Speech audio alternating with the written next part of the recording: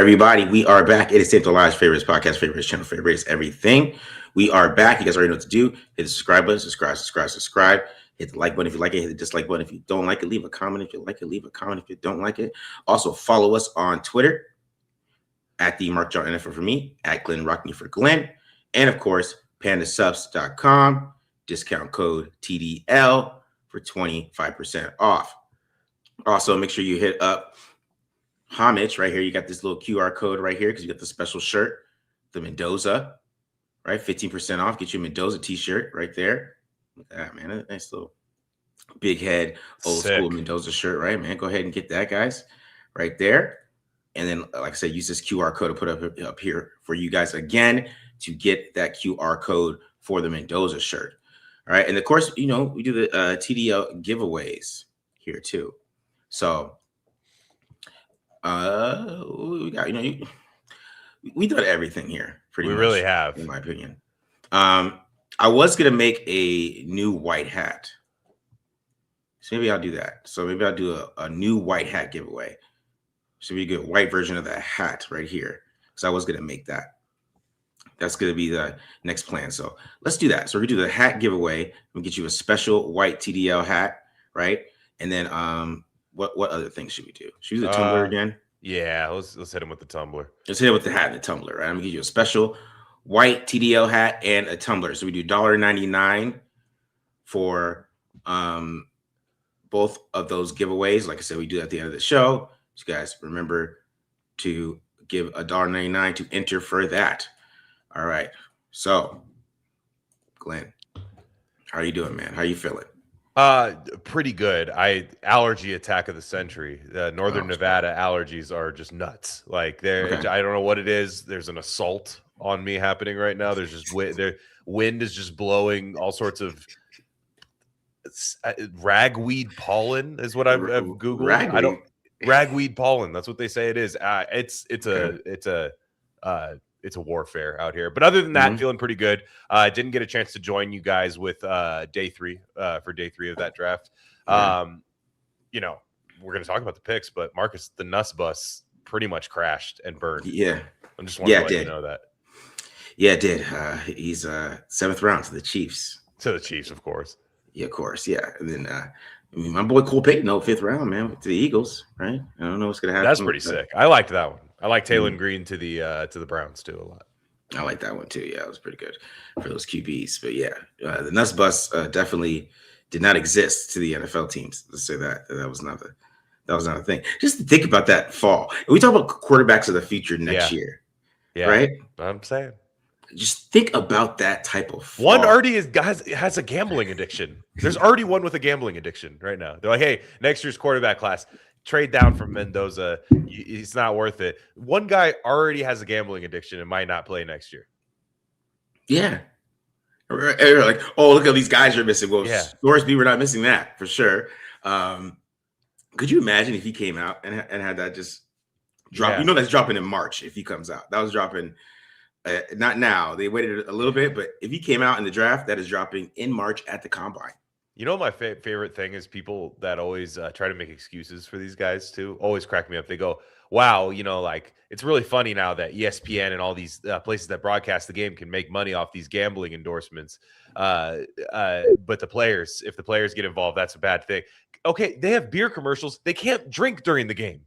Like there's like you can't use every product on the commercial. Like, what are you gonna start using the pharmaceuticals too? You're gonna start using the Crohn's disease medication on the commercial too? Just go, oh, the league makes money off it. Like, no, you can't abuse it like that. Like, it's you guys realize like there's the rules and they're very clear. You can't do that.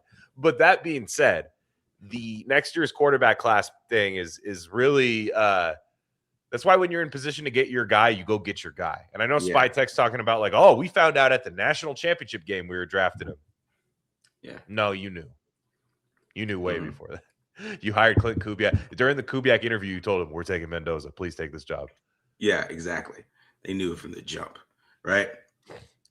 And it was just so funny just talking about this quarterback class because I've been watching Malik Benson. Sorry, pro day. He said pro day. I was getting collected. Even crazier that's because that's way later than the national championship. The pro day, he said, is when we knew. No, you knew. You knew way before that. They went to the national championship game, or they went to watch Bane. Is what you're saying? Yeah, they went to go watch a lot. Yeah, they were deep. Mark Cooper a little bit, watch Cooper, whatever, dog. You guys were sitting there right behind him too while he's warming up. They're sitting right behind him. That's so funny, man. Brady just watching him warm up. Yeah. I wonder. Yeah, whatever, dog. They said something. They said something to him too. Yeah, he was there. I don't know why they. I don't know why they did this shit. Gotta get you out of this red and white. Reminds me of the Chiefs, Fernando. Yeah, man, that GM speak. But yeah, because I was watching Dante Moore all week, man, and I don't know if he goes first round when I watch it back now, and I'm watching him probably because I was watching it from Malik Benson's perspective. Right? Yeah, he runs a 4.3, and he runs downfield, and like he's actually a pretty good player in my opinion. I think he's one of my underrated draft picks on this one. Right. So, but he Moore just couldn't get him the ball at certain times. Like he just couldn't throw it downfield enough, especially if he's late. So it's like, if we watch more games of this guy, what happens? Does that arm start to show itself more and more? He can't really throw downfield. Yeah. Yeah.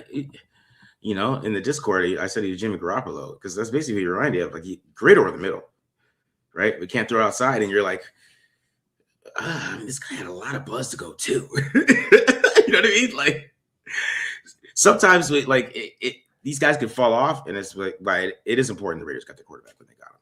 Yeah, and you could start building like I'll say this, like look at the Raiders versus the Jets right now. I think the Jets did a fine job in the first round. I think they did an okay job.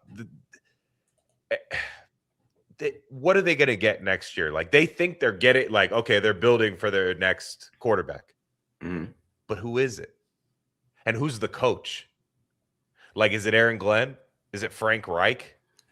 You got all these players. The Raiders have been in that position before where it's like, keep adding, go get Brock Bowers, go get these guys. Until you get that quarterback in the building, like a lot of those pieces, they're nice to have, but you can't be like, but eventually we're going to be picking top 10 and get this quarterback. You might be in a year. Like, I'm telling you, man, next year's quarterback class, I don't think it's going to be like 2024. And even 2024, man, nobody's really excited about Michael Penix anymore. Yeah. Man, the way people are talking about Michael Penix now, they're like, hey, Tua might take some snaps from him. You're like, whoa. So it's crazy. We got a 6'5" leader of men in a good system, and he doesn't have to play right away. I know this has nothing to do with the Raiders, but I think it's Sellers. I think Sellers goes one next year. I think you're right. And I think if you had early betting odds, Brendan Sorsby might want to get in on this, but if they he's like way ahead of you, Glenn. He's already got 200K on it, bro. Already got 200K on it. Oh, bro. Yeah. What are you talking about? I got that Texas Tech oil money hit. They can't take that back. But yeah. Yeah. Exactly. No, you're right. I Sellers. The thing is, he has to have a great year. They might not. He can't even have the Caleb Williams USC final year. Like he has to have the Mendoza. He has to have a Mendoza year this year or a Burrow year. That's what Sellers has to do to go one. He might too. Yeah, I think if he goes 9-3, like if they go 9-3, maybe in the playoff. Year. Yeah. They're on the verge. I think they have to make the playoff. You think so? Yeah.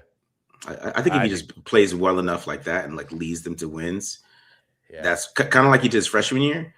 I think that will get his buzz back, and just because he is that guy, and don't, maybe some DJ Lagway, man. I was watching some Florida film, Jake Slaughter. I was like, I saw what I saw a little bit earlier when I first saw him. So yeah, he's a 5-star too. Yeah. I mean, the guy, he was like number one, not even 5-star. Wasn't he like number one?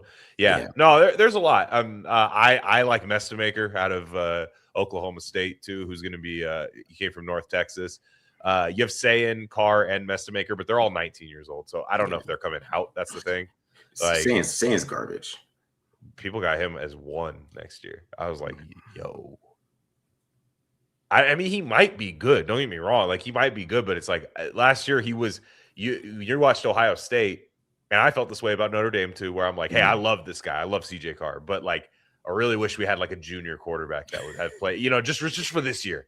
You know what I mean? Just one more year of like a junior quarterback, just because there were some games where you're like, man, this guy's probably not even better than you, but he's seen a few more things. So we'll see about Julian saying. But anyways, that's next year. Raiders. I'm just hoping the Raiders are picking in a spot where a team, if they don't have a good year next year, where a team comes up and says, I'll give you 2 first-round picks to go get that pick, right? To go up and get one of these guys. That's what I'm hoping happens next year. And then who cares about the Maxx Crosby picks at that point, right? That you didn't get. You can get them next year. Yeah. I want them to draft Jamari Johnson, so I'm kind of stuck on that. I want Cam Coleman. I mean, I love Jeremiah Smith. Don't get me wrong, but I don't think they're going to be that bad next year. I don't think we're going to be picking top 5 next year. I think I'm just saying you're at 13 or something like that. Yeah, 13, right? And Jamari Johnson just falls to you, and I mean, you can just go 12 personnel. Yeah. And just change the game. I mean, the game's going that way anyways. And the thing is, I'm this huge Jamari Johnson fan because I could go talk about his being a wide receiver all day, but he blocks like a tackle. Yeah, they're not doing that though. They're not doing that. Oh, man, maybe. Yeah. Hey, my guy. And what's crazy to me is like, my guy Leonard Moore out of Notre Dame. I was thinking like before the draft, take Leonard Moore, but I'm like, man, that means Jermon McCoy ain't playing because to me now it's like they went crazy on DB in this draft. Yeah, which I didn't expect. I did not expect that either. Not at cornerback too. I think and everything they got everything in the secondary. I mean, it was that was crazy to me. Like that they got all that. Like so, it's a year away. We have a full year of college football, full year of NFL football. I remember, a year ago, I mean, you even think about preseason, right? It's why I don't get that excited about preseason. Like people were talking about Cam Miller in preseason, dude. Cam Miller, when you're ready, you start thinking about these players. Just no, like it's a lot of stuff happen. It's a long season, a lot of things happen, and to me, I think this quarterback thing, and most smart people understand the Raiders did the right thing. It's just there's a few contrarians out there that don't get it. Yeah. All right, let's get to some of these questions here, and then we'll get to our first topic. Let me put the topics up here. I usually don't do this. So we're doing, does Rob Leonard have enough? I saw a Rob Leonard question here, so I'm going to save that for does Rob Leonard have enough? What we learned about Spytech. So we're going to go over what we learned. It's kind of, this is very, it's kind of first take-ish, but it is what it is. All right, they got favorite, shocking, disappointment, sleeper for the draft, right? So we have favorite, the shock, disappointment, sleeper, and then do our giveaways. And of course, answer your guys' questions. The usual stuff. But that's what we're doing today, guys. So look forward to those topics here. First question, did Mendoza sign? I don't think so. No, they have not signed yet. And I think it's him, Crawford, one other person that haven't signed yet, which I saw some people maybe saying like, oh, hurry up. I remember draft picks used to go like a month without getting signed. I mean, it didn't used to happen like right away. I mean, no, I didn't. Like even when they had the slotted stuff, like I have no, McCoy, which McCoy's an interesting one for sure because the injury and everything. So we'll watch out for that. But yeah, McCoy is a big one too. But Mendoza's probably gonna take a while. They got to get those guarantees right, man. He's number one pick of the draft. He's a businessman, he's got LinkedIn. It is guaranteed though. Yeah, but I mean, you get some higher guarantees. Oh yeah, like you could negotiate where the guarantee is. You just can't get like the Jamarcus Russell one. Yeah, you don't want the Jamarcus Russell, Sam Bradford. Those guys ruined it for everybody. I just want to say, yeah, they robbed a lot of rookies for money. Sure. Sam Bradford and Jamarcus Russell. Michael Crabtree. Yeah, that's a big Michael one. Crabtree held out forever. I think that's why one of the reasons Al Davis and because of 40-time drafted Hayward Bay. Yeah. Like a lot of it's 40-time, of course, but like everybody knew Michael Crabtree was going to like dress up like Prince in his house and eat pancakes and just sit there in a mink coat. Did you see the Matt Leonard he was like a podcast about some shit, and he was saying that Al Davis promised that he was going to take him at 7. Have you seen that? No. Yeah, he was saying that Al Davis said he was going to take him at 7, but I guess that the speed, he called Matt like early before the draft. He's like, yeah, if you're there at 7, I'm taking you, because the Raiders didn't need a quarterback, right? I mean, I think they went to the year with what? Damn, he would have had 2 left-handed bust quarterbacks out of USC. That is hilarious. It was funny though. Leonard actually played well when he first came out there, which is super interesting. He was just a statue. Yeah. He just was not an NFL quarterback. Yeah, he didn't have that arm. But also Scottsdale got him. I mean, that's really what got Matt Leonard was Scottsdale. Yeah. Those blondes. He couldn't. The blondes and the cocaine were just too much for Matt. He just couldn't handle it. It happens. Whom among us? Happens to the best of us, and that's what really happened. So, all right. Trey wants to rent a rifle. Let me get some of these questions. Best of luck to you, sir. Got a lot of Zamir White vibes watching Mike Washington run. Oh, really? Wow. Where we might have the same talks about wanting to see him run gap. Oh, interesting. I will say that Mike Washington is more of a project than people realize. I will say, because he is not good in pass protection at all. Like really? You think so? No, I don't think he's good at pass protection at all. I watched a couple of games, and he had some really good games in pass protection. He fumbles. Like Mississippi State. He does fumble. He fumbles. That is very true. And my thing is they don't have a third down back on their roster right now. And I mean, maybe people will think that's Roman Hemby or something. I don't know. But like right now, they don't have that third. I'm not really counting on Dylan Lowby right now, but we'll see. They don't really have that pass protector, like 2-minute drill running back. I mean, it's Genty to me, but I would like to have somebody other than Genty that can do that. So I like the Mike Washington pick. Where they got him is great value, but I think people are acting like they got some like do it all running back. No, he has the breakaway speed, and he is an elite athlete. Yeah. I think he is really good. I think some of the vision is good, but I think they're gonna. I think in the wide zone he's gonna be just fine. Yeah, I think he has some not vision issues. I think he has issues in the wide zone, reading it.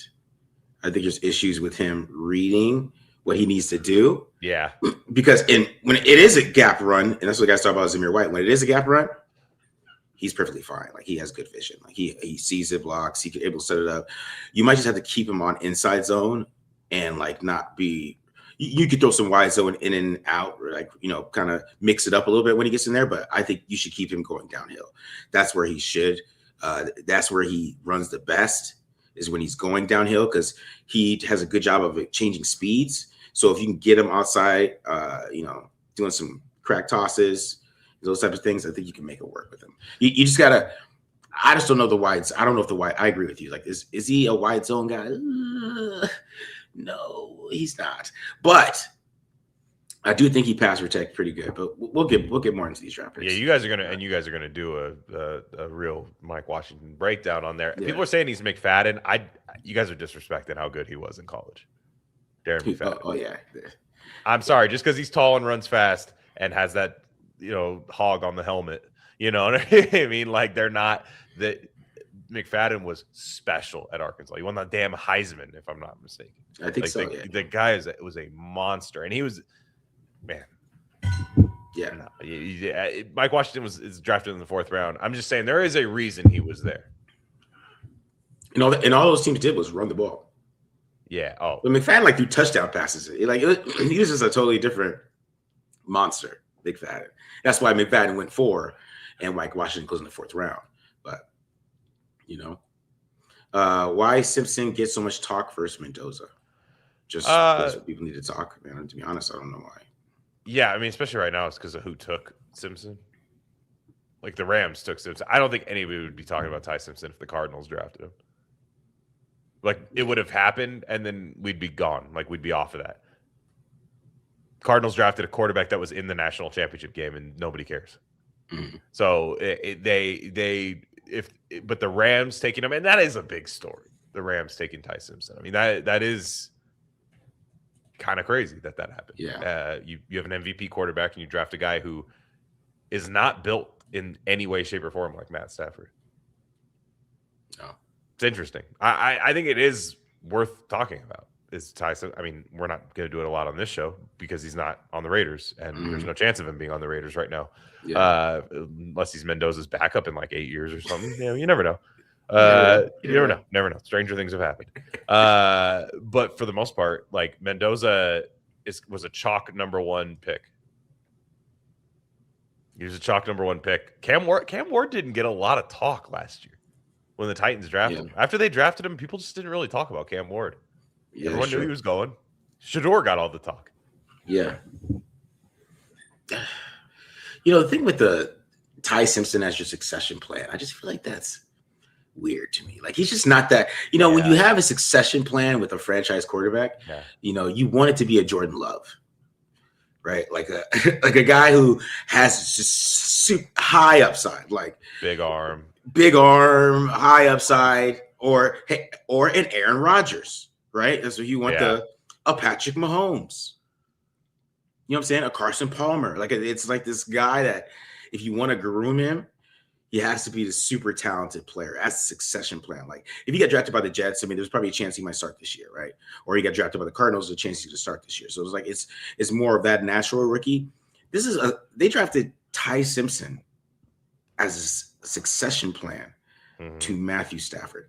I think that is a little odd, just because he's not that super monster quarterback that you just develop really slowly to, kind of build things. You know what I mean? Like it's weird that way. Like he doesn't have upside like that. So what if Stafford plays another 3 years?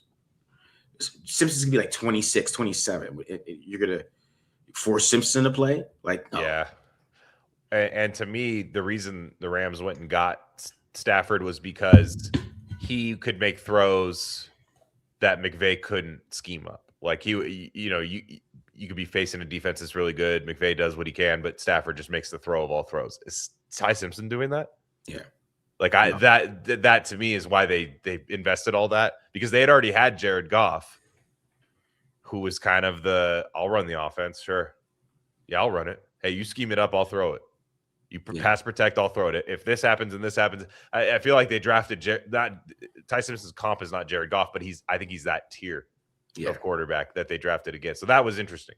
And look, it is more interesting to talk about that on a national program rather than is Mendoza going to be good with a coach we've never seen before as a head coach. It's a lot we don't know. But I mean, hell, Raider fans I see people ordering jerseys. I mean, it's a great time to be a Raider fan. Yeah. Sebastian, I didn't want to compare them.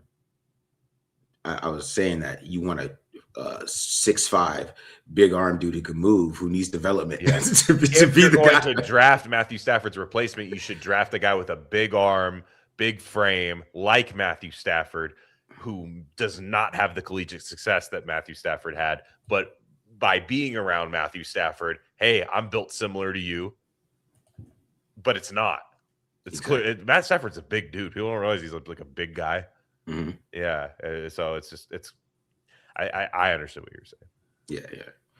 All right. In your honest opinion, KC draft top 10, or is this just me to glaze? LSU QB is good, but Woods was falling. I feel KC's draft is more in the middle than top 10. I don't know. I think their defense is going to be nasty. Yeah. Didn't they go all defense in their draft? Yeah, they got Cyrus Allen at receiver, who I did like as a late pick, to be honest. Out of Cincinnati. I mean, I don't know. I like Monsoor Delane, Peter Woods, and R. Mason Thomas is pretty good in my opinion. Like, I mean, look, Pat Mahomes is probably going to need a receiver because they don't really have a man coverage beater in their receiving room. I don't think the Kenneth Walker signing is going to be some crazy thing, because they got Emmett Johnson too, who that might work as a pass catching running back for them, but I don't know. I thought their draft was pretty good. I thought it was better than the Chargers draft. I thought the Chargers draft sucked. Yeah. I thought Emmett Johnson was a good pick for them just because I think Andy Reid could do a lot of good things with him, getting him the ball in space and making sure that he can. Yeah, He's such a good receiver that's why that works. Because Andy Reid doesn't want to run the ball. Come on, guys. No, he doesn't. Real. Emmett Johnson is this type of guy. You know what I mean? Yeah. Like, I don't get why they paid Kenneth Walker. I just don't get it. I don't know either because he can't catch. He can't catch. No, and it's just not really what they do. I don't know. Maybe they feel like that's where they needed the help.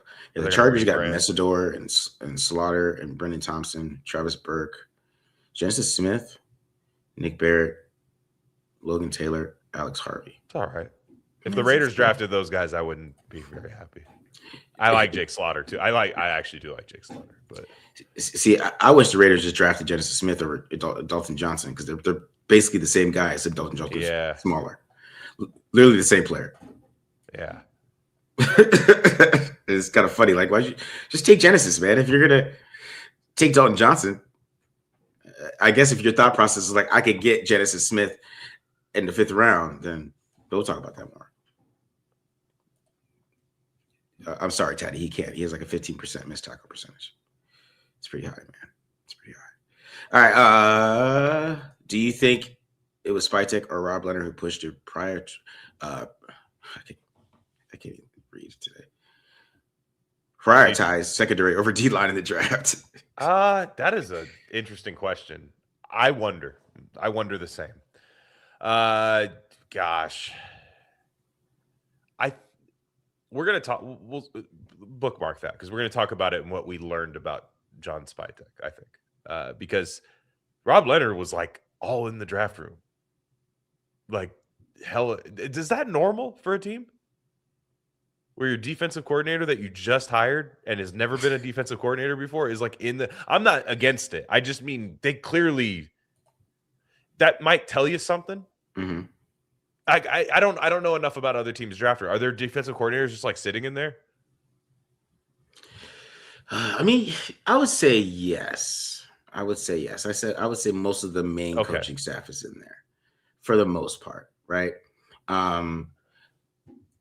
See, the thing is with Leonard, which is interesting in my opinion, I think they did make a push for defense, right? And I don't know how much if that is just him, really.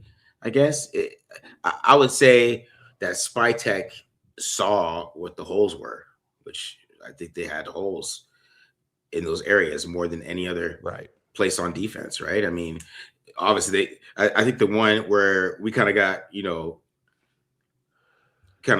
got off grid with a little bit was with Crawford, because you're like, well, where's Tyree going to go? They answered that question the next day. So that question kind of went out the window. And all right, that makes sense. They knew they were going to move Tyree. So that's why they went and got Crawford, right?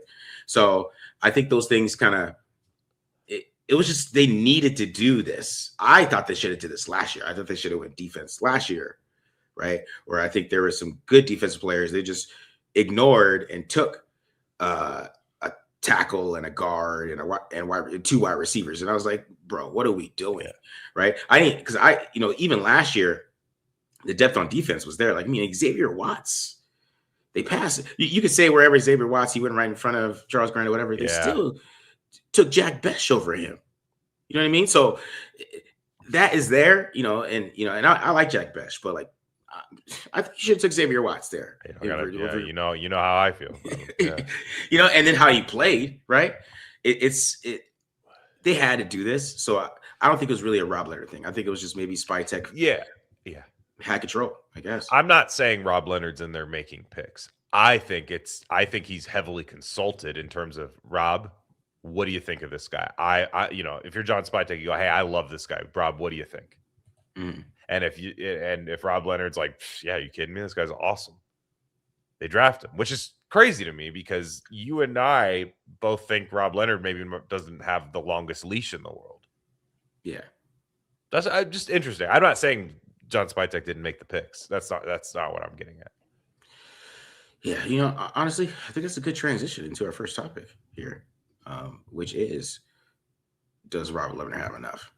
So, Rob Leonard, who, let's keep it real, I think he's on a short leash. We talked about this before, that he is on a short leash, right? Because if the defense is not good, right? He got signed really late. He is a young coach, Yeah. right? So they might want to go in direction to get a more veteran defense coordinator, especially if the offense like starts to play really well and the defense is really bad. Yeah. And that's going to happen, right? One, because I think that's what Mike McDonald did, right? And Kubiak, that's one of his mentors. Yeah. When you got to change that position, and you need it to be well because you handle the defense. Like Kubiak, I have the offense. Right. I have to have somebody that handles the defense, right? And then I kind of just, maybe that guy gets hired or whatever. It doesn't matter at that point. But I want somebody who can control the defense, make sure that they play really well. And then if that doesn't work out, I can find somebody else. Yeah. So that's kind of how it's going to be with Rob Leonard, in my opinion. But do you think he has enough, Glenn? Does he?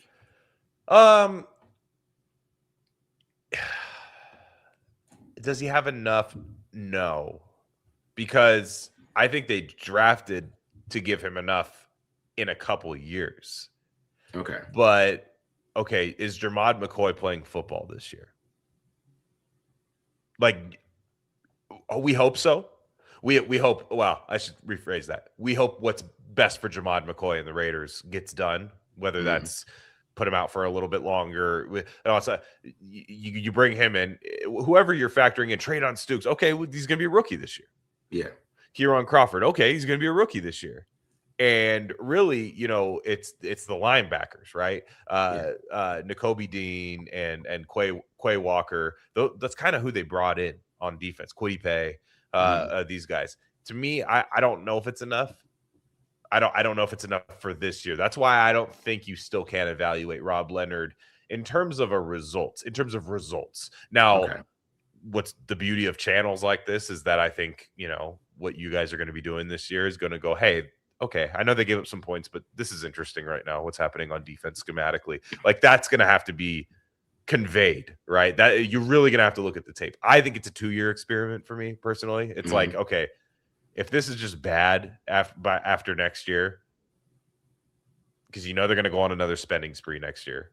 Like they are because now you got the rookie contract, like, and everything. You're gonna go on another spending spree. You're gonna bring in more, maybe add some more draft picks there. It's a 2-year experiment. I would say no. I still think this defense is going to be very much a weak link of the team. I think there's interesting talent on there. I didn't love the hire, but what if he's good? Like, what if they're good? That is the biggest what if of the Raiders. It's not for 2026. It's not what if Fernando Mendoza hits the ground running and is good, because I don't think that would shock a lot of us. What if Kubiak fixes the run game? Like, these are all things I can see. But what if Rob Leonard is good? I wouldn't bet on that. But if it is good, it's like, man, this is awesome. Like, we are in great shape. Yeah. Yeah. Like, what if he's like some savant? Yeah, that's what I mean. He's a Brandon Staley or some shit like that. I'm just not sure about it. He seems like a very likable guy. I'm pulling for him. Like, so very likable guy, but I'm just kind of like, man, I don't know. See, that would be the interesting part. Like, if he just goes and just balls out there and they have this super dope defense, that would be interesting, especially with the D line, because I am kind of interested with how much Pete Carroll had to say on the defensive line than what Rob Leonard used to do. Does Malcolm Kuntz unlock? Right? Does he get Malcolm Kuntz to go off? Chase on. He got his career going, right? Does he get Malcolm Kuntz back? Right? Crosby's gonna be mad. Yeah. Maybe like he does more stunts here with Adam Butler. Adam Butler had 10 sacks with him, right? And he didn't Pete Carroll, can't do shit. Does Adam Butler bounce back? Right? Because if that defensive line looks like it did in like 2023 and 2024, which is those same guys are back, besides what we all thought was going to happen to add Christian Wilkins, right? They're just kind of missing that other guy, but it's still Butler, Kuntz, and Crosby. It's the same guys that we went into 2024 thinking like, hey, we're going to have this crazy defensive line, right? Yeah. Does he unlock those guys? Yeah. Does he, does Paye come in there and play well? right? That's going to be the super interesting part of this defensive line is if he unlocks that and they go out there and ball out, man, and they get whole bunch of sacks, that's going to change everything. Right. They're going to be good on defense if they do that. So that's kind of a little bit of an X factor for me too. Is like, man, if he can get Kuntz back to form and just back to how he is playing in 2023, and then because like I said, Crosby's going to be playing because he's mad at everybody. He's angry. He's like, oh, he got his picture on the wall. You know what I'm saying? Like that's what he got. So he's going to be playing with his hair on fire, and then to see if that happens out of Butler, this guys maybe mix it up again. Man, that could be the difference. Yeah, everything. So for the record, I see people saying, why does McCoy have to play this year? He doesn't. What I'm saying is I think you need to give Rob Leonard a couple of years. If what you're saying is we drafted so heavy on defense, therefore Rob Leonard has no excuse. I think betting on rookies is to fix your defense, especially after the first round. Like Stooks is old enough to be coming in here and making an impact year one. Yeah. Like we need to see Stooks this year and say, okay, maybe it's not a finished product, but okay, I see it, and I think we will. I saw Matt's breakdown. I was like, okay, Matt, I see you now. I see you. Matt's a believer now, I think. Yeah. Yes, Stooks is a he's a fucking beast, man. I don't know. I started watching him. We started getting more hype, and I was like, oh my goodness, this guy's good, and just well rounded. So he needs to. But after that, you're talking about third rounders, fourth rounders. Now McCoy is an interesting thing, right? Because McCoy, he's not a fourth round pick, talent wise. We know this. Mm-hmm. They need to do what's best for him.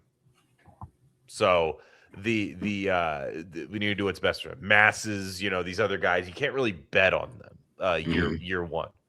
So for me, and I still think it's weird that they just are not prioritizing just a big nose tackle. Like, you just bring. I don't think Brandon Cleveland's 303. I don't really know if that's even that pick. Yeah, and even then, if it is, it's a 7th round pick. Mm-hmm. So I'm kind of like, man, can we just have one on the roster just in case? Even if you don't prioritize that, but just when a team's going to just run at you, can we have that as part of the stuff? So I'm just a little. I don't know if I'm a Rob Leonard believer, but I would give him 2 years. That's the weirdest. That's the most ironic part about what I'm saying is I've probably people laugh at how much I didn't like that hire. I'd still give him 2 years because I don't think this roster is that good. Yeah, people are gonna say they have Lucky Tassi. I hope so. That would be so sick. And look, that is gonna be that is gonna be like one of the most watched things in preseason. Is this dude just like gonna destroy people? And I don't know. It's again not something I'm gonna bet on, but Pegues too. I guess we can't really forget about Pegues. Mm-hmm. But again, I also can't count on him. We'll see. I really like the Kieran Crawford pick, though, and I know that the Raider Nation's a little split on that. I think that guy, right off the bat's going to give you a little bit of something you don't have on the roster right now. Just a shot out of a cannon athlete off the edge. Mm-hmm. People say he's a project, but I think he's more of a project as an every down defensive end. I think as a pass rusher, he's closer than you think. Yeah. As just a regular 3rd and 7, go get him guy. Surely there's more improvement he could do, but I don't think he's raw there. He was only in pass rush used as a true pass rusher 40% of snaps at Auburn. I know. That's a weird defense. I'm telling you, if you just go watch that defense and see how bored you get watching the Auburn defense until they're pinning their ears back. You go, whoa. So there's a lot. And look, and if you're a Rob Leonard fan, what I mean is if you're a Rob Leonard fan, I want Rob Leonard to be my DC. If you were one of those guys, I don't think you should be mad about the Kieran Crawford pick, because what the hell's the point of Rob Leonard then? He's supposed to take these type of guys and develop them. He's a D-line coach. I mean, he's going to be defensive coordinator, but you should be able to add a Kieran Crawford type guy in the 3rd round every year in the way that the Eagles were able to take linemen for Jeff Stoutland. Yeah. Like, you're supposed to be able to do that with guys like Rob Leonard. So I think a good way to find out year one is look at Kieran Crawford year one with Rob Leonard and go, oh shit, they got something. Then you'll know, I think, a little bit about Rob Leonard. Yeah, Crawford, people are asking, like, why do they need an NT? So he asked, do they need an NT? And I think Crawford is the proof that, yes, they do, because he's like, hey, what he played was 1990s 3-4 outside linebacker. That's what Crawford played at Auburn. Matt called it the buck linebacker on the breakdown we just did, recorded earlier. So that's why he's in coverage so much. He is a 3-4 outside linebacker. That's exactly what he is. He's not. You got to really kind of teach him to put his hand in the ground. Yeah, I think, a little bit, right. So if you want to be a hand in the ground guy, you kind of got to teach that early. Do we want that? It depends. I mean, I think from certain sets in nickel, you can't have a guy standing. I mean, like a third down. Yeah, right. He doesn't need to be.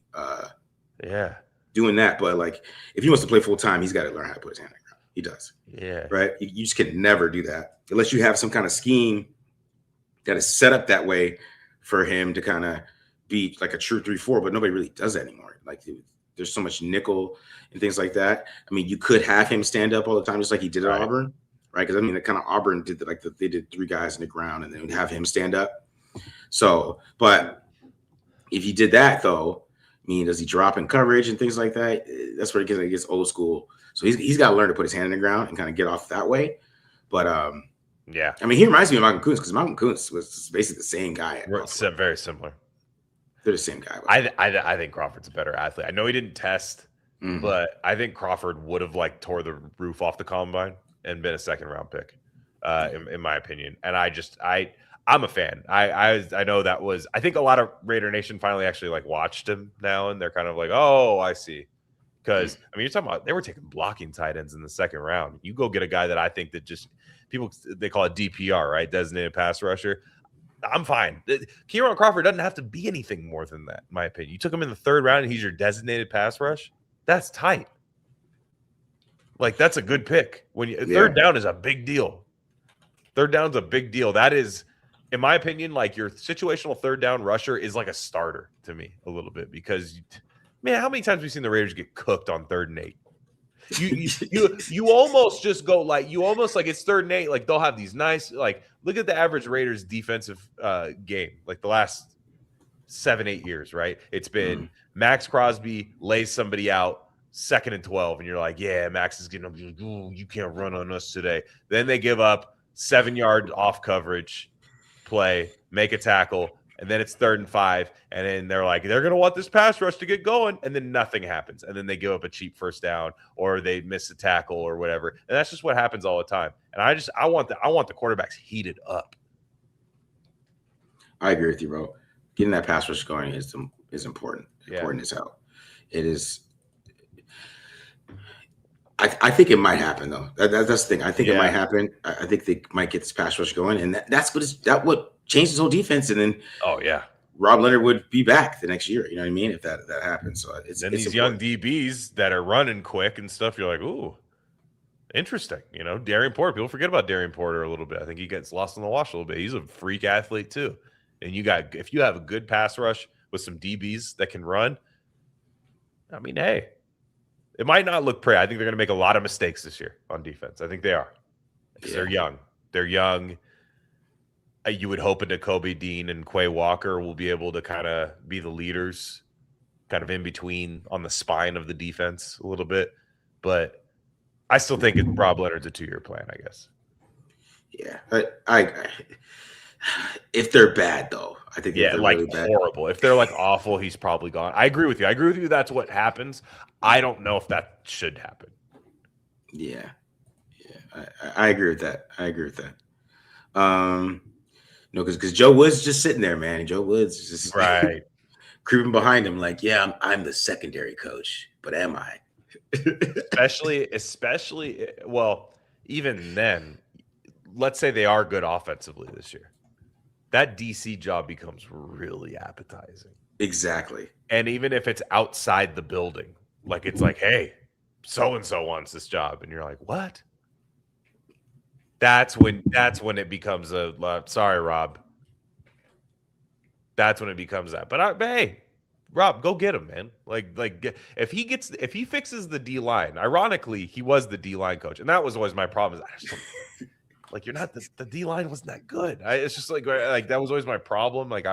With them, but if he does get the D line playing absent of Pete Carroll, doing all these things and the creative stunts and all these things, if he's able to do that, because I think he has enough horses to do that. Yeah. I think he has enough horses to have a good pass rush. I do too. I think so too. That's what we can judge him on. So there, you know what? I think that's the answer, Marcus. And I think that's what you were getting at. If they can have a good pass rush. We'll see about the back end, but yeah. Yeah. Because that's my thing. Like, it's the same guys from 2023 and 2024, the same starters. It's not like it's really changed. They brought back Kuntz for a reason. Like, let's see if he can get that out of them again, right? I mean, that's important. And they were doing a lot of cool stuff. And like, that's what I'm saying. Like, how much of that was Patrick Graham? What did he learn from Patrick Graham, right? Because Patrick Graham's a good D-line coach too. Right. So what did he learn? Like, they did a lot of great stunts that we just didn't see last year. We didn't see the stunts that they were doing and the kind of the exotic defensive line games that they used to do. We didn't see that last year. Yeah. So that's what's going to be interesting. If they get back to those line games, right? Because then you add in Crawford. Like, if you get Crawford on a great stunt and he's just full speed at the quarterback, that's what I'm saying. Like, you can mix in some of these things. Quay Walker, or, his blitzing skill, Nakobe Dean, you know what I mean? The things like how they used to blitz Morik. Remember, they were blitzing Morik like crazy. Yeah. So maybe, some of those things tie in, and that's when we see the most out of them, right? Because that's the thing. We don't know how much Pete Carroll was like. Right. I mean, he for sure had his hand in it. There's no way he didn't. There's no way he wasn't, keeping rookies from playing and all this stuff and then going, defense, I don't know. Who cares? Yeah. We know he was involved in all of that. So we'll see.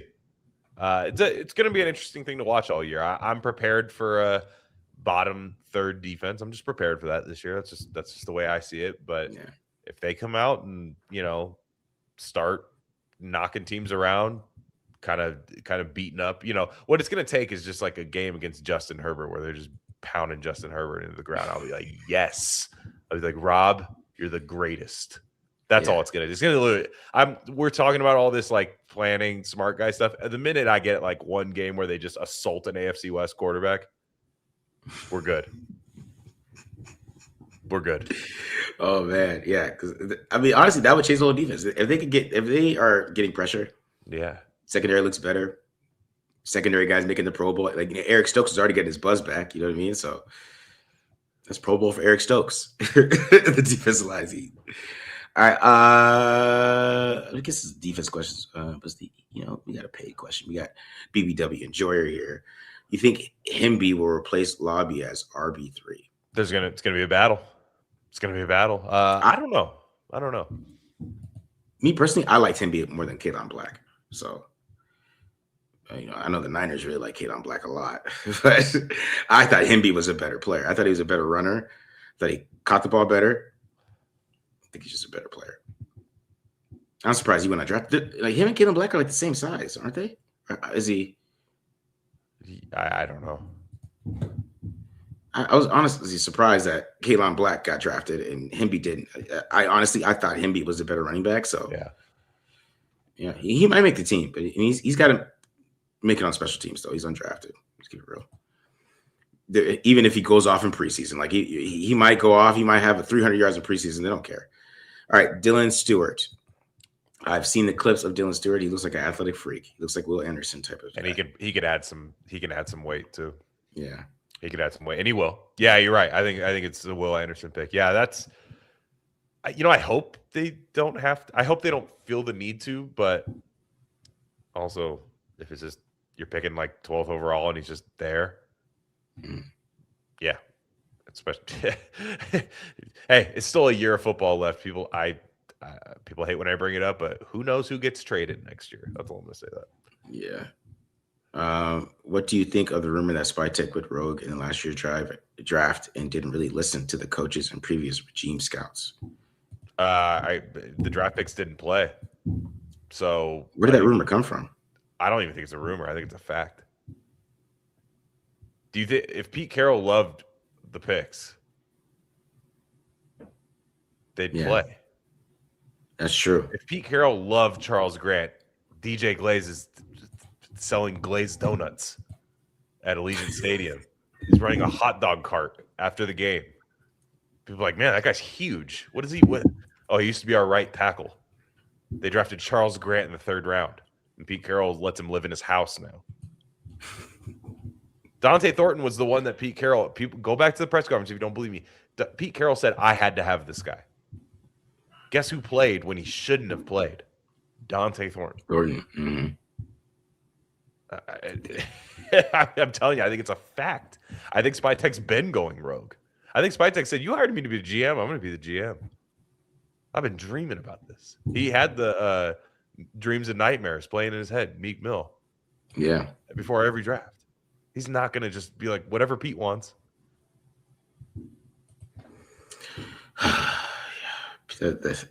just want to forget the Pete Carroll era. So it was I'll look back like, fondly. Hey, if Mendoza's the guy, I will look back fondly. oh, you're gonna get a Pete Carroll poster and shit. A true Hall of Famer, in my opinion.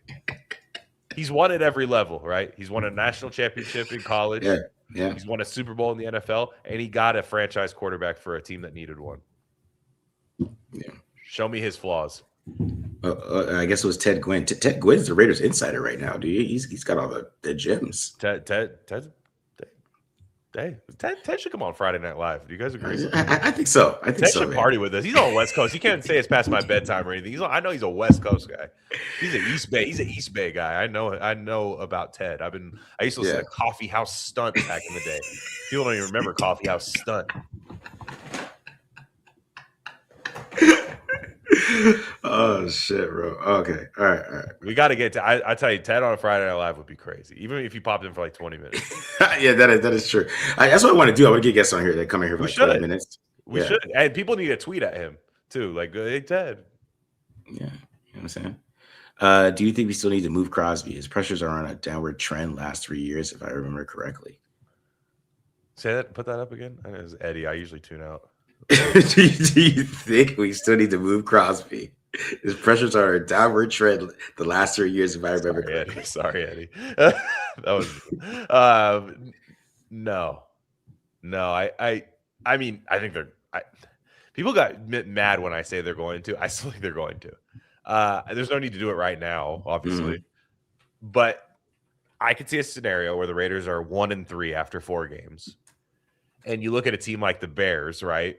Who they didn't do anything for their defensive line in the draft, and they're trying to contend. And they might give up the picks. And it just depends on where you are as a team, right? Like if the offense is cooking and you just have nothing on defense, then what do you do with Maxx Crosby? You sure you're gonna fix that defense by the time he's in his prime? You sure?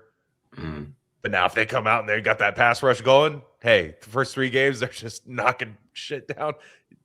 I'm putting caution tape around Maxx Crosby. You cannot have him.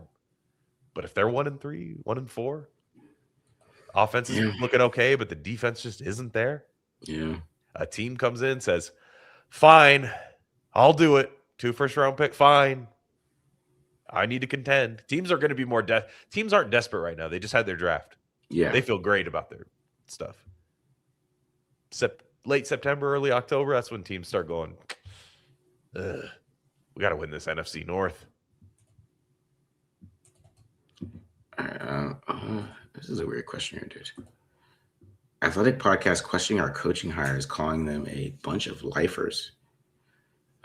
I heard that. Referring to the O-line coach. Why? I heard that today. Robert Mays. I heard that. I started punching my wall at work. They suspended me.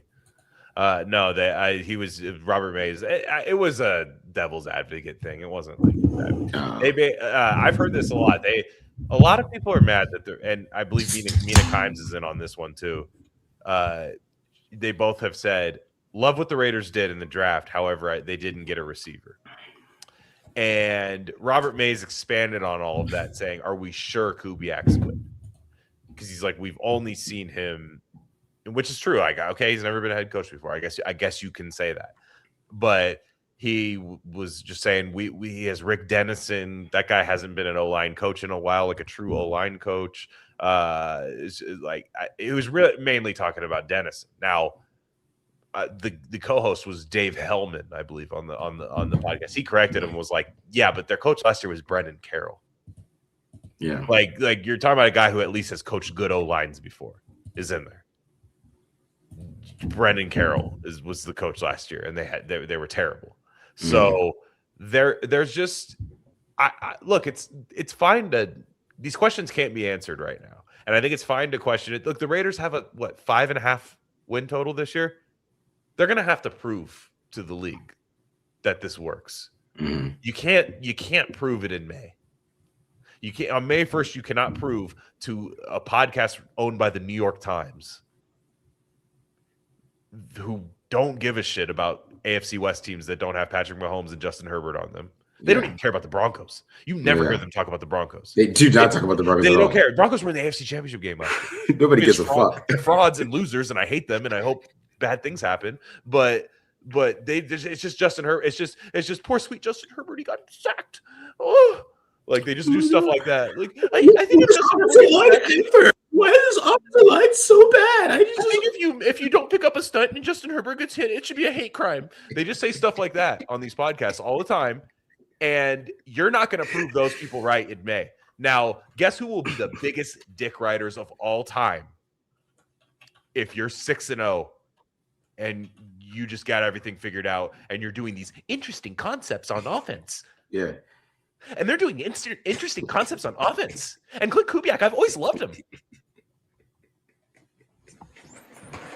I've always loved him. I did a devil's advocate exercise in May once. Mm-hmm. They're going to do stuff like that. It's fine.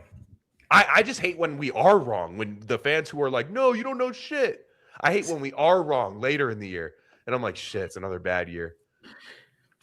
No, I think what's going to happen. I think it's going to be different because I talked about this before, but I think they're going to be hating on Mendoza.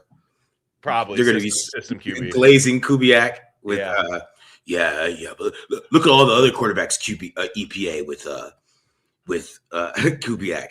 It's not Mendoza. Yeah. Mendoza's not that good, right? No, that was my Robert Mays voice. Not Ben. Ben Solak. Ben Solak's been loved. Ben Solak's a Trade and Stooks fan, so he loves our draft. Yeah. So that's a nice guy too. So. He seems like a nice guy. I got nothing wrong with that. I don't even have anything wrong with Robert Mays. I was listening at work today, and I was like, all right, Robert, I'm coming for you. I'm just saying. Yeah. Man. Yeah. Those athletic guys. Yeah, it's a podcast owned by the New York Times. Just saying. Yeah. It's just saying. Yeah, I don't know. It's just so funny seeing like some of the shit these guys say, especially for Herbert, man. That dude voting for Sam Monson voting for Herbert. Oh, don't even get dude. For fucking MVP. Oh, MVP of what? Yeah, the Irish Football League. Yeah. Oh my god, yo.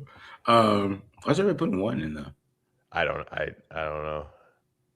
I think Shug is mad that I didn't smoke. Type one if you in the chat if you want Glenn to smoke a blunt for losing the bet with me.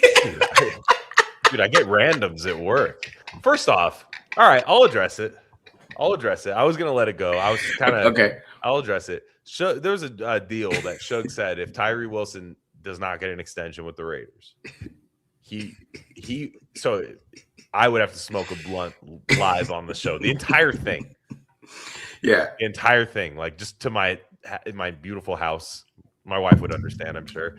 Yeah, and, she would understand for sure. Yeah. Brand new house we just bought. I lost a bet. Smell like a blunt. I lost a bet. Why don't you pipe down? Put on Sex in the City. I lost. Make me a sandwich. I gotta get this blunt. Will you shut up? Yeah, like So, anyways, but I gotta say, Shug, the other end of the bet, and now it didn't win, so we don't. I guess he never has to pay this part of it. He was going to let me kick him in the nuts. Mm-hmm. There's traveling that needs to happen. I wasn't promised any airfare. I had my lawyer look at this, and he told me to use this as an excuse. Okay. Yeah. It's just, I'm sorry. No. Like you were gonna cover airfare for me to come do that, and then I was gonna line up like Seabass. I'm a lefty kicker. I was gonna line up like Seabass and do that. I don't think you were gonna let me, dude. Whatever. That's interesting. You're a lefty kicker, man. That's interesting. I am. I throw right-handed, but I kick left-footed.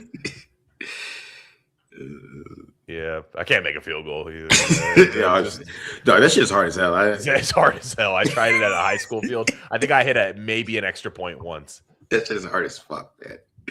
For real. All right. Is the same D-line with 2 new linebackers and youth in the secondary. They tried to fill out the roster to at least evaluate Leonard on process development. That's not a question. He's just kind of saying something. Do you think Tyree's lack of development because of motivation, or was he just dense? I think he just isn't good at football. Very smart way of saying dumb there. He's dense. He's a big guy. He anchors down. Yeah, his first step, man. I think one thing you learn about that is if you don't have a good first step, you're just not going to be good. Yeah. Yeah, he just didn't have bend or anything like that either. You know what I mean? Yeah. And that matters. Bend matters as a pass rusher. I mean, that's why we were like, oh, Crawford, maybe he could do something because he bends. By the way, it's 7th on the consensus board that year. It was. Oh, yeah, exactly. I tweeted at somebody. Like, bro, don't give me that shit. Y'all all love that pick. Shut up. And it's weird, like, because when people talk about process, right? Like, I hate this with when people talk about like, oh, as long as you have good process, you can draft, you can do. I just got to see the process behind your pick. No, you have to pick good players. This is how you have to do it. It doesn't matter. You don't get fired for taking a good player at a non-premium position. No one gets fired ever for taking a good tight end in the first round, good running back in the first round. You get fired because you take Tyree Wilson. Yeah. That is why you get fired is when you take Tyree Wilson in the first round, right? Like Bijan. If you ask any nerd, would you have taken Tyree Wilson or Bijan Robinson in real time? In real time in that draft, none of them would say take Bijan Robinson. Yeah, because that's not good process. Dude, it's about picking the right players, right? Like it's about picking the right players. So I don't care. Like I just don't. I don't care if a guy plays a premium position and what you have to pay him in 5 years. Pick a guy that's good and not going to get you fired. I agree with that, man. I mean, see, the thing is, like, drafting is so hard. Everybody thinks like the NFL draft is the easiest thing. Yeah, it really isn't. Yeah, right. I mean, this shit is hard, and to me, it's the hardest draft there is. I mean, you draft like 99% of the time, you draft a pitcher at 1 in MLB baseball. usually, right? How many busts are there? There's some bad ones because you got to go through 3 levels of minor league baseball. That's true. Mark Appel was a few years ago taken by the Houston Astros. Never made it to the major leagues. Baseball, basketball. There are busts. Yeah. Basketball, like they're gonna get to the league and you're gonna like see them play and stuff. Yeah, I no, you're right to a degree. Like you're right to a degree. Football is tough because you know what? You'll see a guy who, when nerds get hired, when a nerd GM gets hired.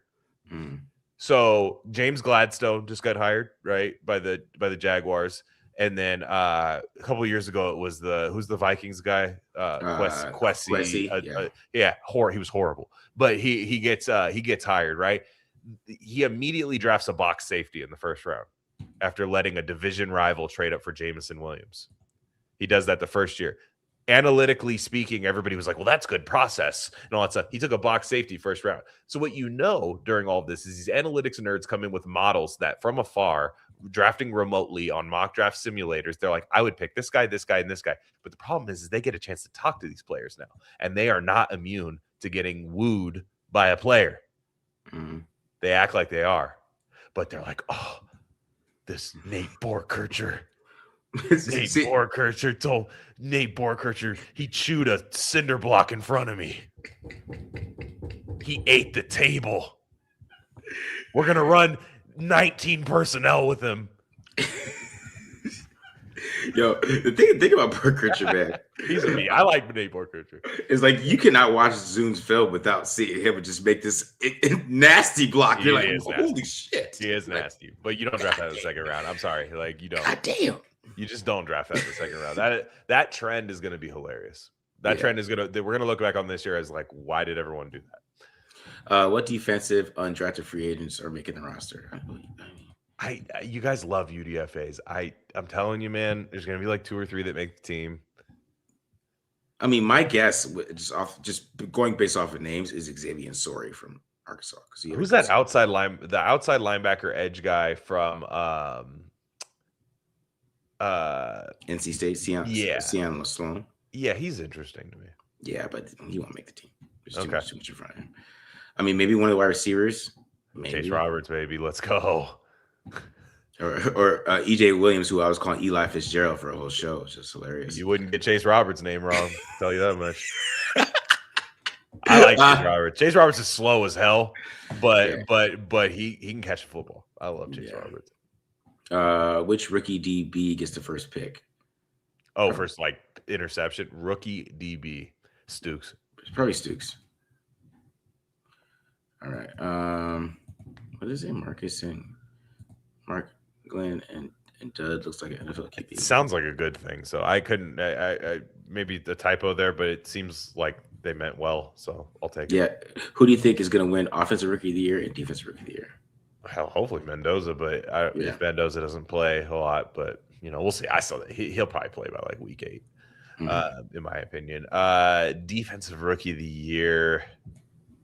Gosh, it's tough, man. Because a guy like Arvell Reese is probably going to be a linebacker. He's probably going to be like in a tweener role, so it's kind of tough to win there. I would say Malachi Lawrence. Interesting. I think he's just going to eat. I love Ruben Bain, too. Ruben Bain would be up there, too. I think that's one. By the way, quick take on Ruben Bain. Mm-hmm. I think, with this younger generation, did you notice Ruben Bain when he got drafted and you're supposed to look in the mirror? Yeah. And, you see some guys who be like, man, that's a young generation guy. He gets really excited by that mirror. Like that's like Ruben Bain just mugged the mirror and just walked out. And I think it's the hairline. I think when you're a Zoomer, young Gen Z guy, but your hairline is all fucked up, that you're immune from being like the Gen Z, like pretty boy in the mirror kind of guy. Mm-hmm. Case in point, number 89 on the Raiders right now. He doesn't give a damn about social media, about anything like that. Brock Bowers has 0 hairline whatsoever. It's gone. So is his pride on all of these things too. Yeah, so I think in the draft now, I think we need metrics for bad hairline guys. I think somebody needs to put that in their model. If you're in between a guy, like just go, hey, I think I'm gonna get a hard-nosed football player with this hairline. But yeah, I'm gonna go with Malachi Lawrence. I think if I was betting, I would take a future out on him because you get good odds. And I think he's gonna get like 10 sacks his rookie year. Interesting. Of course, I would go with Mendoza, right? I mean, hell yeah, that's what I want. Okay. But if I was just outside of Mendoza, I'm going Jeremiah Love. Yeah, it's tough to go against that. I'm going to go Jeremiah Love because I think Jeremiah Love is – I think Jeremiah Love's going to be that guy who has like a big rookie year and then kind of like starts to come back to normal and like has some injuries. I think he's going to be that guy. I'm telling you, he's going to get injured in the league. I'm just saying. Yeah. That's what I think is going to happen to him. For defense, I'm going to go Caleb Downs. It's a good call. Cowboy. We both picked Cowboys defense. Caleb Downs with that. That's where I'm going with that one. Was that a question? I saw Mendoza. People want that Tokyo Toe dude too, man. Yeah, I don't love the Raiders kicking situation right now. Yeah, me. Matt Gay versus a guy who got a tourist visa to go kick at Hawaii. I mean, he was like 37 for 39. His career long is 52. Ooh, I don't know about that. You can't. I'm not giving you no toe nickname or anything. I need 52, and he has Tokyo Toe. I thought it was in that Hawaii humidity. We need 70 guys now. We got guys who are making 60 and 70-yard kicks, man. 52 that's some 90s shit. You know what I mean? Yeah, 52. What are you, Jason Elam? Yeah, man. What was that? Was that his name? I can't remember. Yeah, Matt Jason Elam. Yeah, Matt Elam or something. Matt Elam was the safety. Jason Elam was the Denver kicker. Yeah. Yeah. You know what I'm saying? Like 52 is like Scott Norwood, that 47-yard field goal he missed was a long field goal back then. Yeah, you know what I mean? Like, how could you expect? I mean, really, in retrospect, could you really expect Scott to get that in the post? That's a mile away. Brendan Aubrey could heel it to the bar. He could heel kick it like a horse. Yeah, for sure, man. Yeah. All right. I know what Carlson has not been signed. That's crazy to me. I mean, Carlson has sucked the last. He did, but he can he should be on a roster. It's just not ours. He just sucked the last couple of years, man. He had that great 2021, and he's been up and down ever since then. I'm just saying, like the guy, the Tokyo Toe, whatever, sure, fine. Did that one guy get drafted? The dude that was like a hyper athlete that was like nailing 60-yarders, but he's never kicked before or something. I don't think so. Okay, yeah, I think he got a team invite though. Okay. Wow. All right. Well, either way, it's Raiders kicker situation. I haven't loved how they've gone about that. Yeah. Justin on the DJ said he made a 57-yarder on a YouTube video. Okay, I need it done with referees on the field. All right, do you guys agree about the linebacker depth take? What's the linebacker depth take? That we don't have any? Yeah, some people got mad at the new athletic writer because he said that our linebacker depth sucks. Yeah. I actually do agree with that. I do too. I don't think it's something you have to solve this year. What I hate is when people talk about the Raiders like they're supposed to win right now. Like they're not. You don't need this is something over a couple drafts. You're supposed to have like some depth there. I am interested in seeing Lindenberg year 2 because he was a badass special teams guy. Yeah, that's the thing. Like, so let's see a year as let's see where that goes. Because I do like Cody Lindenberg, but again, that's not going to get the athletic. I'm not really into Cody Lindenberg, like no one's going to be saying that. Like that's just they're not going to be. That's not going to get them excited. But Nakobe Dean has been hurt a lot. Yeah, he has been hurt a lot, so it's interesting. Sugar wants me to ask you if you're high. No, it's a stupid fucking allergies, man. They're killing me. He wants. Is Tyree still on the team?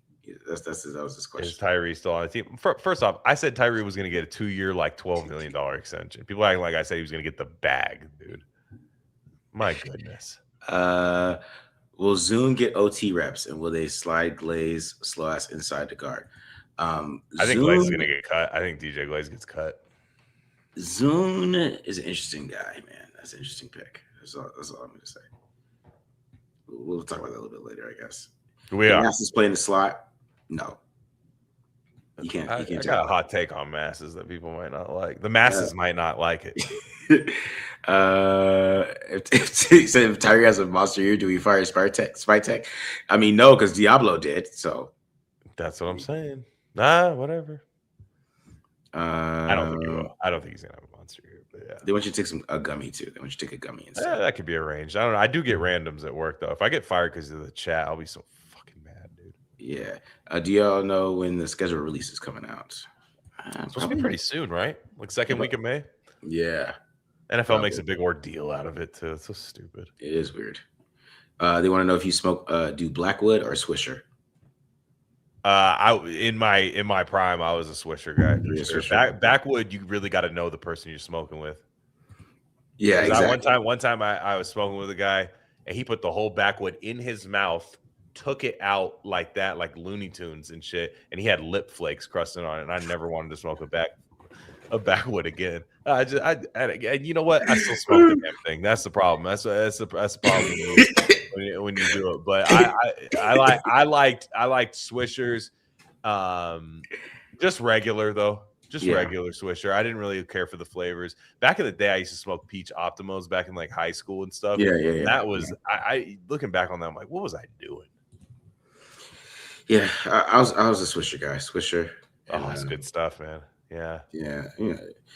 Because Dutch is more East Coast. Very East Coast. Yeah. So I liked raw paint. When the raw cones came out, that was kind of a game changer, I thought. Wiz Khalifa was like really pushing those too. I remember. Garcia Vega, you are old, sir. You just dated yourself. Rastafari in 1882. I agree. 1882. Yeah. White Owls is very Yeah. old school. I mean, that White Owls is West Coast old Yeah. school. It's Yeah. some White Owls. You know what I'm saying? But yeah, Dutches. Yeah, he did I used to do the Dutch too. He said, "Do I fuck with the Raw Garden?" Oh, that's like the vape cartridges, right? Yeah, maybe. I used to work at cannabis clubs back in the day. Okay. I know all the little vendor brands and stuff. Yeah, those are good. Yeah. That's good stuff. Yeah, I don't think vapes are good for you though. I don't think so either, man. They hit too hard. You know what I'm saying? They hit too hard, and I'm just like, I don't think I should be heating up plastic.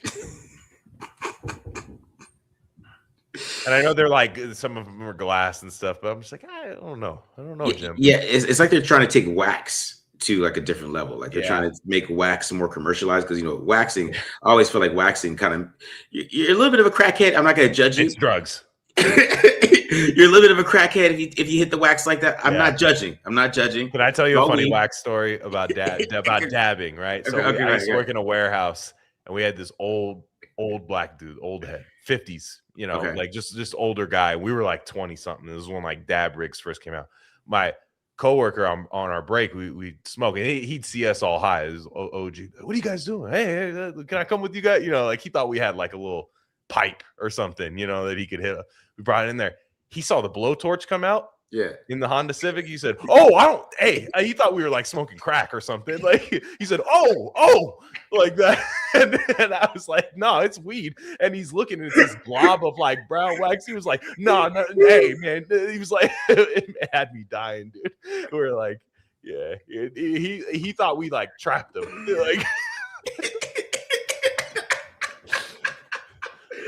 This guy who lived through the 80s, you know what I'm saying? Like, was just like, no, sir.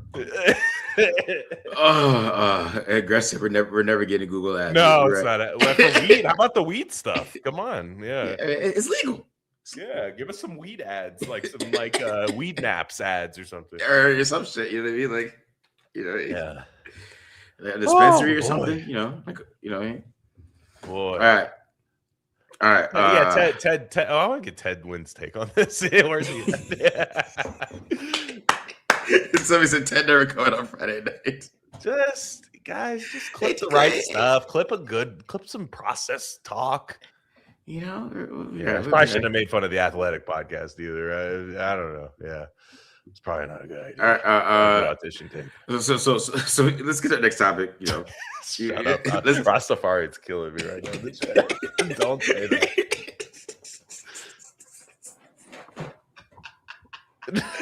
Don't say that. Okay. All right. Here we go. We're back. We're back, guys. What did we learn about John Spytek?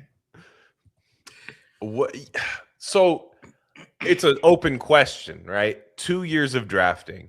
And what I mean is, like, what did we learn is like, does John Spytek have a, like, when you see somebody get drafted and they're like, typical Howie Roseman guy. Yeah. Typical Jason Light guy, typical whatever GM. Like when you've seen a GM draft a couple times, you just kind of know the type they go for. Now, I have a sneaking suspicion, and I don't think we can know just yet until the Raiders are better. I don't think he gives a shit about need. At all.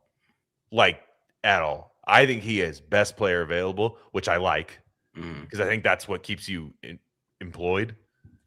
I think that's what keeps talent flowing through. I think that gives you depth. I think when you're just taking good players, even if they don't get to play right away or don't have a pathway to the field. Right now, the Raiders suck. So any really good player they take, you can probably say is a need. Yeah. But I think like a year or two from now, if the Raiders are a 9-10 win team perennially, like they're going to make some picks where you go, we don't need that. I think they're going to do that a couple times under Spytek. So that's what I learned, is that he's going to, like, if they have two good tackles, he'll draft like a tackle again. Cause he's like, well, this is the best guy. Yeah. And I think it's going to piss some fans off. Because when they took Kieran Crawford, people said we don't need an edge. Yes, we do. There's people that, like, right now they need everything. So you can't really tell, but I'm just making a little prediction is I don't think he cares what the team needs at all. Yeah. PJ's Pom Pom is not a fan. Oh, is that Rom Proom? PJ's Rom Proom? Is that what that is? You're part of the Romp Room gang, dude. Yeah, I don't know what that is, but he said he's I love losing every Mac Dre, trade. man. I love Mac Dre. Rest in peace, Mac Dre. Rest in peace, Mac Dre. Uh, what to say? I think, with Spy Tech, I think you're right about that. I think that he is one. The guy has to be athletic. If it's in the first 100 picks, or even the first 4 rounds, the guy has to be athletic, right? We can talk about because maybe Hezekiah Mass is questionable athlete. I forgot who else they got that was questionable. Somebody else they got was a questionable athlete. It wasn't McCoy for sure. It wasn't Washington either. So I think it was maybe Dalton Johnson's a little bit questionable athlete too. So it's Masses. Yeah. So in the fifth Crawford round area. didn't test, so that skewed the score a little. Yeah, but you watch this film, he's athletic. You got Ben like that. Yeah, you can't. He played bad. He was like a high basketball recruit too. Like the guy's yeah, exactly right. So obviously, like in the beginning of the draft, he is taking high RAS guys, right? That is what we should focus on. Like later on in the draft, I don't think it matters as much, like because Massis and those guys, right? We already saw that it doesn't really matter as much to him with that. I think maybe like last year he kind of took that step, but I think now we know that. Like, I mean, Stooks is a freak. Zun, Crawford, all those guys. So we know that about Spy Tech. He likes athletes, right? And to be honest, I think he likes measurable guys, and he has like a measurable standing, like measurables that he has in his head too, that I think that he sticks with. That's why Zun is a guard for him right away, right? Like he takes Zun, he sees he's athletic, but he thinks he's a guard right away, right? And maybe some guy wanted to play Zun to tackle, maybe whatever. He says he could play all 5 positions, but they already announced him as a guard, so like he has that vision for him already based on the measurables, right? But he's still like the player, right? He doesn't have the measurables. He's not putting him at tackle there. That's kind of you talk about Jordan Meredith and stuff like that, him moving to center or whatever like that. So I mean, maybe there's some measurable things that they just have in their head that they can stick with. Because I always thought Caleb Rogers could probably play right tackle in the NFL. I thought he could, even with his hands. Right. I thought he was good enough on film to do that. He was like, no, you're playing inside based on his measurement. So I think those things are there. So when we're looking at tackles, we're looking at, corners. Stooks is a measurable freak. You know what I mean? I think Mastis has pretty good measurables. If I remember, I know he's skinny, but I think he has a pretty good like arm length and things like that. When you look at those type of things, you kind of see what his vision is, that he has some things that he likes to stick to. So that's kind of what I learned. Like he's going to stick to some things. And some other places he's not going to look at some of those other measurements and things. But like later on in the draft, I think he's just kind of drafting for definitely best player available. Yeah, I think you're right. I think and I think in free agency he hyper focuses on need. I need a center. I go get Tyler Linderbaum. I don't care what it costs. I need linebackers. I go get Nakobe Dean and Quay Walker. Like that to him is just Amazon shopping, right? Is just like add to cart. It enters your mind. The draft is a more sacred process, and I like the way he goes about it. I know a lot of fans will go, we didn't need this. We didn't need that. And I'm saying right now the Raiders need everything, so you can't really say that he's not drafting for need right now. But I'm looking at it and I'm going, man, you took 3 DBs and you took Darian Porter last year, right? Like, so it's just 3 or 4 DBs, 4 DBs in this draft. Yeah. 4 DBs. And that's not to say the Raiders couldn't use a whole reworked secondary. I didn't expect them to take 4 DBs. He probably didn't expect to take 4 DBs. That's the way the board felt him. I believe he lets the draft come to him, which I like. I like this whole entire process. That's why I like this. And to me, it's all about adding good players to the Raiders. He says this, and people think it's just GM speak, but I think it's true. He's like, I just want to get good players that want to be Raiders. And I think you'll never get fired for picking a good player. Doesn't matter what position they take. Doesn't matter about need or anything. You will never get fired for taking a good player. Yeah, exactly.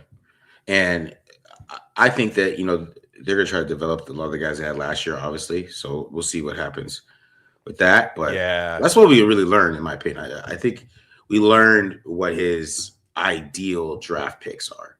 Because, like, if he wants a safety, he's going to be a trade-on Stooks type of player, right? Yeah. And a leader like Stooks is too. You're going to want a leader, right? With Stooks, I forget who said this, but Stooks was missed. Was it 2024 or 2023? One of those years he missed with an ACL. He was like coaching the secondary the entire time. Like he was actually, on the sideline, like coaching. Like people just really listened to him the way they would listen to a coach on the sideline. Instead of checking out, instead of just making sure I'm ready for next year because I'm going to get drafted and stuff, he was doing that, and then still came back and had a great year in 2025. And I think they do value that. I think he is a character guy. I don't. The last thing I learned about Spytek is that he will take a big swing. Mm. I mean, the Jamon McCoy thing is a big swing. It's not on one hand, you can look at it and go, look, it's a 4th round pick. Raiders drafted like Keith McGill, Isaiah Johnson, guys like that who, okay, they're healthy, but what? Right? Like, well, what are they? Yeah. McCoy has the upside, if that knee comes back the way we think it is, to be a number 1 lockdown corner and do it. But it is a big swing. There's probably some teams that just weren't going to draft Jamon McCoy. I know. There has to be a few where they just said, you know what? Nah. I'm glad Spytek did it. I was a little shocked that he did. Me too. I was. You know what I mean? Like, it just didn't feel like Jamon McCoy was going to be a Raider. Like, it was kind of like, nah, some other team's going to do that. Some other team's going to pick him. Maybe it works, maybe it doesn't, but some other team's going to pick him. But I was that felt, did that not feel like a little surprising to you? Like, of Jamon McCoy going like, whoa, they took him. Yeah, it was. I was surprised as hell as that, bro. So they traded up for him too. Yeah, just a pick, but they wanted to make sure they led off the day. He had all night to think about it. He slept on it. He was like, I woke up. He was having dreams. He was like, he's number 1 on my board though. Yeah. He's like, yeah. He's just sitting there. He's like staring at his board, just like, I just have to do this, right? I have to. Brandon Beane's gonna take him if I don't take him. He's gonna be in Buffalo in the snow, walking into the end zone on a pick 6. Yeah. I like it. I just was like, whoa. He feels really measured in his process, like with how he drafts these players, and you're just kind of thinking, like, damn, yeah, they did it. Because at the end of the day, it's not nothing. It's the 101st pick. It's basically the top 100 pick. Those things are worth something. But at the end of the day, if you look at a lot of the Cameron, you're talking about 4th, 5th round DBs that the Raiders have drafted, the Cameron Richardson, Keith McGill, Isaiah Johnson. I'm missing a bunch of guys in between there. Who gives a shit about any of those guys? Yeah, I agree. PJ's hating on U of A. I agree. Whatever you say, it doesn't matter. All U of A hate is welcome on my channel. Yeah. So, even though I want those guys to play good, yeah, they never had a good NFL player. Fuck them. All right. Nick Foles had the Super Bowl run of a century. Man. He did. Jaron Kreiner, dude, don't hate on Jaron Kreiner. Jaron fucking Kreiner. Jaron Kreiner is the greatest OTA player of all time. He's the king of OTAs. Jaron Kreiner. I swear that every OTA is for 4 years. They loved him. Go, Kreiner's next up. OTAs. Do you remember after a while it was like he's 280 pounds now. He can block. He's gonna be a tight end. Yeah. Oh my God. Marcus Glenn, does Washington have Latavius Murray lack contact inabilities? I did get a little Latavius when I watched, but that wouldn't be bad. Wouldn't be bad if your second running back is Latavius Murray. Hey, take it. Yeah. Latavius Murray was so frustrating though, man. I liked the guy; he was good, but it was like great in the red zone though. He was. There were times where I'm like, that could have been an 80-yard touchdown run. Why did you get tripped up? Tall running back. I'm telling you, tall running backs. There's the thing about being a tall running back. You fall all the time. You get tripped up all the time when you're a tall running back. That's why I like Genti a lot. Genti just then walk into the end zone. Just Genti's a little bowling ball. He never gets too high off the ground at all. But I don't like Mike Washington the way everybody else does. That's all I'm saying. Like it's just a little. That's the thing with Murray. Murray was a touchdown machine. Like everywhere he went, that's all he did was score touchdowns. Yeah, he was a touchdown machine. He was fine. It's 6th round pick for the Raiders. You kidding me? I mean, that's a great 6th round pick. Yeah, man. Murray 5 yards, man. Touchdown. Remember when he had that? Remember that first big run he had on Thursday Night Football, where everyone was like, "Oh my gosh!" Yeah. We got Bo Jackson.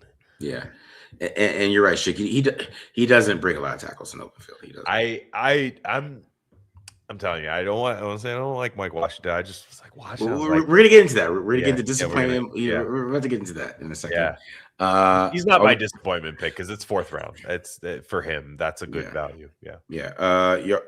Yes, we're still taking calls. We still take calls. We do. You guys just got nobody's calling in anymore. Or did it? Maybe I didn't check. Maybe you didn't check. I feel like there's some angry voicemails on there, but this lady I know, she's an old school Raiders fan. I'm trying to get her to call in because she said she wants to tell some stories. Oh, we got some calls. Damn. I'm awful, guys. I'm gonna get these up here. We'll get them up. All right. We did get some calls. We did. So thanks for calling that out, Eliminator. You know what I mean? What success percentage do you need in the draft to be successful as GM? That's tough. Percentage-wise, it's tough because not all hits are the same. Not all misses are the same. Here's what I'll say. You got to have a hit here and there, like a cornerstone piece of your team. You got to have that every once in a while. But more importantly, your misses cannot be Mike Mayock style misses. They can't be out of the league in 3 years.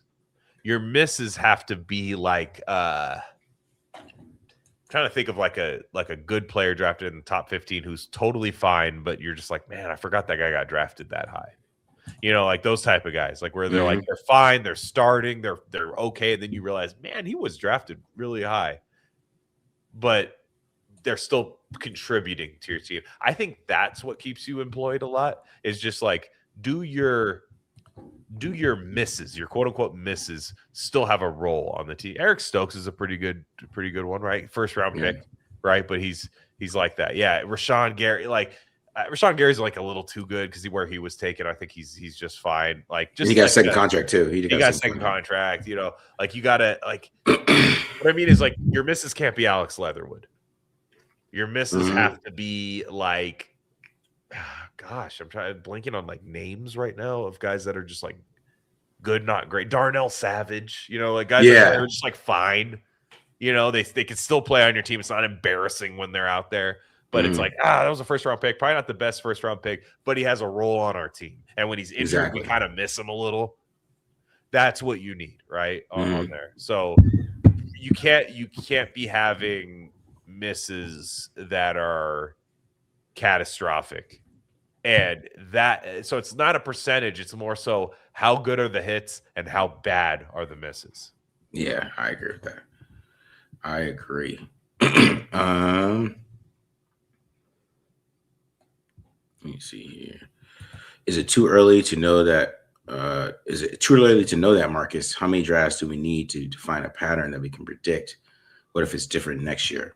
I mean, we kind of have a pattern already, so. That's what I would say that. I don't know how you feel about that, Glenn. I don't know. I didn't understand the question. Was that up again? He's basically trying to say that we can't tell a pattern already. Like, how can we tell a pattern already with Spy Tech? About Spy Tech? No, that was the question. If you think it's too early, it's too early. I'm trying to see, were there any tendencies you guys saw of the last 2 drafts that make you think, I know the certain guys he's going to target next year? Are you going to be able to look in 2027 and go, that's a John Spytek guy? I'm not sure I can yet. Yeah. I think you're going to see RAS a little bit, RAS a little in the early rounds. Character does seem to be a thing. They haven't taken any character risks yet, I don't think, under Spytek. least that we know of. Any of them. I don't think there's been any sort of guy got arrested or any of that. They don't seem to be interested in any of that. So maybe there's that. Mm-hmm. But I was curious. I was curious to what anybody thought. Yeah. All right. Let's see some of these voicemails. I do got some voicemails. So we can yeah, let them fly. Let's go. Let's get it. Yo, Glenn, Marcus, what's going on? This is LV Raiders 365 on Twitter or X.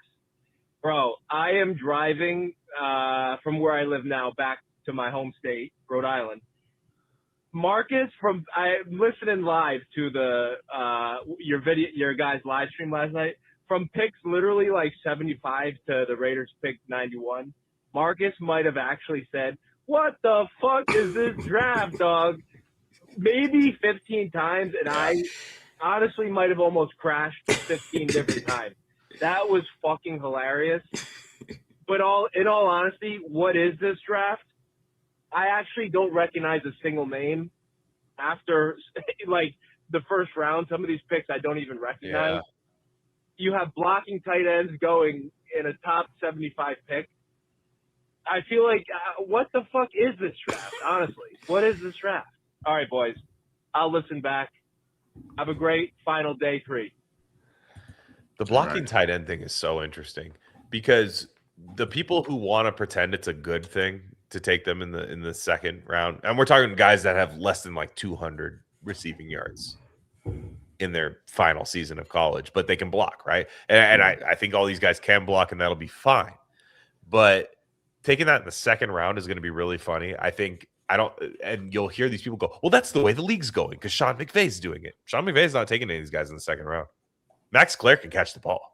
They took Max Clare this year. He can catch the ball. So there's no, like, they're not even doing that. So I don't understand why you think, like, this James Gladstone guy from the Jaguars, he's going to get himself fired. It's cracking me up. He trades up for Travis Hunter, who I like Travis Hunter, but if that doesn't work, strike one right there. Then you take Nate Borkircher in the second round, who I thought was going to be a day 3 guy for the Raiders, like on my thing, like day 3, let's go get this guy. And they keep saying that's where the league is headed right now. Yeah. Everybody loves doing this. That's where the league is headed now. They tried to take running back. They tried to make running backs into like Door Dashers and Uber Eats guys like 5 years ago. That's where the league is heading. Is running backs. You can just on an app, you can order a running back. You can order one for a game, and you can say that I want CJ Spiller for a game. I want Pierre Thomas for a game, and you can order them for $9.99. Yeah. And they were like going into that. Now they pretend that they don't do that anymore because running backs actually do matter and stuff. Yeah. And the league corrects itself and does this. So they're doing this like blocking tight ends thing that matters. Now, in a year, everyone's going to laugh that. Remember when everyone took the blocking tight ends? It was stupid. And that's why I don't think the Raiders actually reached at all in this draft, which was kind of nice. Like truly reached. Because Nate Borkircher, Marlon Klein, these guys that I thought were like 6th round picks, truly 5th and 6th round picks going like, ooh, that'd be nice. Kalen Black, bro. Kalen Black. I mean, let's be real. Friend of the show, Caleb Douglas at 75 is crazy. I like Caleb Douglas. Yeah. But they took him over Chris Bell. I mean, now the same team got Chris Bell after, so that's fine. But I just mean like over Chris Bell, over Bryce Lance. Like that. It was a crazy draft, and I like Caleb Douglas. I thought these guys. That's where the league is headed. I love when people say that. You don't know where the league is headed, and guess what? At the end of the day, it's still damn football, and football needs to be played. And after a while, you're going to go, man, that guy that was drafted in the 4th round is actually pretty good, and we were drafting blocking tight ends in the 2nd round. Yeah, that's what's going to happen in 2 years. I agree with that, man. Borkircher can block though. I like him. Can he block though? The thing is, my guy Kazmarek went 3rd round. My guy Kazmarek. Like Borkircher is like, it's just like it's different. Like that's why I want Jamari Johnson, because Jamari Johnson is him with mixed with Brock Bowers. That's what I think. Damn. Jamari Johnson is different. I've never seen a tight end. I don't know how people are this hype about this guy as I am, because I've just never seen a tight end move like that, block like that, and that's why I want the Raiders to take him, and we just run 12 personnel. I don't see. Let's start the revolution ourselves. Like, we want to go this revolution of blocking tight ends. Here we go. We got Brock Bowers. Yeah. Jamari Johnson. You know what I'm saying? Mendoza never has to throw outside. Just right here, man. Right on the middle of the field. Hey. Right in the middle of the field. All right. So, okay, at least we got another voicemail here. What's his name? Shook wants me to play his voicemail. I'm going to play your voicemail at the end here, Shook. I'm going to play your voicemail here at the end. And then we'll get to our draft picks here. Be good to go there. Marcus, Glenn, Matt, this is Mason calling from LA. Got a question about how our roster's looking. I think there's a lot you can take away from what we've added and also from what we haven't added. And as of Monday, we haven't really seen any linebackers brought in at UDFA, and obviously none were taken in the draft. Just curious what you guys think about that, and if there's any takeaways from the lack of attention that we've shown the linebacker room. Do we feel good about the two at the top and Jamin Davis, Tommy Eichenberg, and the other one? Yeah, thanks for what you guys do. All right. Somebody said we did bring in linebackers, but Yeah, I mean, that's he left us on Monday. Let's be fair to Mason here. He left us on Monday. But yeah, I do think the linebacker depth is a little shaky. Yeah. Right, because Nakobe Dean. The thing is, why you got to worry about the linebacker depth here is Dean plays like 7 games a year. He gets hurt a lot. He literally plays like 7 games a year. If we get a full 17 from Nakobe Dean, man, wow, he might make the Pro Bowl. You know what I mean? And the Raiders defense is very good. Will be very good. And that's the thing. Like, Nakobe Dean is legit one of the best to me. Like, when you watch his film, he's so clean as a linebacker. Yeah. Right. I feel like he was the best defensive signing that they had. Right. Easily. The problem is, will he stay healthy? And that's why you need depth at linebacker. So, like, the backup linebackers, like, just based on history, we might see a backup linebacker this year. And, like, maybe Cody Lindenberg takes that next step. But that's the worry about it for me. You know what I mean? Yeah, that's a tough situation to be in. Is maybe Cody Lindenberg takes that next step. That tells you what the depth is on the team. Is maybe Cody Lindenberg takes that next step. No, it's probably more so they might have to get a depth piece at linebacker. I don't know what that is right now. I don't know who's available right now in the free agent market, but waiver wire at the end of camp or something. But yeah, I'm not saying they should have drafted somebody. I don't know. Yeah. I don't know. It's tough to say because I like a lot of their picks. Okereke is still inside. Yeah. That's interesting. Mm-hmm. So it says Diablo available. I know that one. I'll never get over that. I'll never. Not that they've let him go. It's just that's what he did right after he left. Yeah, asshole. He sucked on the Raiders. Yeah, he's asshole. That's what Diablo is. He's an asshole. Let's keep it real. All right. All right. So let's get to our last topic here, Glenn. Let's go. Favorite draft pick, shocking, disappointment, sleeper. All right. So what was your favorite draft pick here? Favorite pick. I mean, we're gonna leave Mendoza out. Yes, we're leaving Mendoza out because that's obviously the favorite. I'm gonna say it, man. Kieran Crawford. Okay. I love it. I that is exactly what I wanted.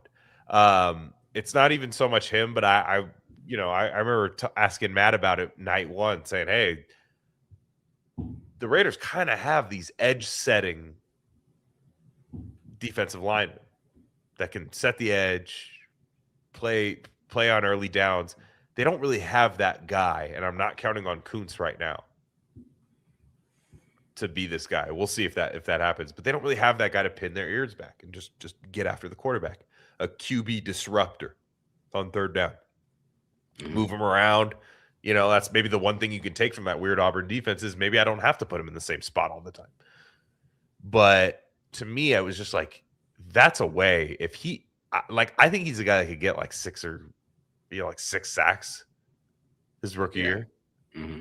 and get some consistent pressure. Like he can, even if it's not all the way there yet, you could still run into 6 sacks, be like, whoa. And I love the Stooks pick for sure. Like I thought that was great too. But I think this Kieran Crawford guy, I think he's really going to unlock a few things on the defense where, they just, other than Kuntz for like 8 games, they haven't had somebody across from Maxx Crosby, maybe Ngakoue that year.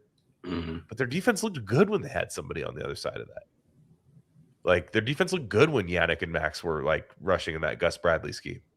Like their defense looked pretty solid. It's probably the last time I thought they had a good defense for a full season, at least. A solid defense. Yeah. Crawford is the guy there. That's my favorite pick. Well, why don't you say your favorite? My favorite pick. I'm gonna go Hezekiah Masses. I know you're not the biggest fan of Hezekiah Masses, but I love him in zone coverage. I know he could do something right away, year one, which is play zone. And I was a lot higher on him than most people. Like I had a 3rd round grade on him, so I thought the value they got for him was great. So that's kind of my favorite pick is Hezekiah Masses, just because the things he does in zone, like he has such great zone eyes. We're in a zone league. We play zone all the time. I think he's just ready to go there, and I think that he has a chance to kind of, get to beat out like a Richardson, right? I think he has a chance to do that, those type of things. And we'll see what he does in like special teams or whatever. But I really like that pick. That was I think special teams is key, right? Yeah, like that's kind of where I'm at too. I know he's played it, but he's got to be good at it for me. Yeah, for this to work, because if he's not good at special teams, and maybe the corner, like it's tough to keep a guy like that on your roster when you aren't great at special teams. I'm not saying he's good or bad. I know there's people that are kind of up and down on his special teams potential.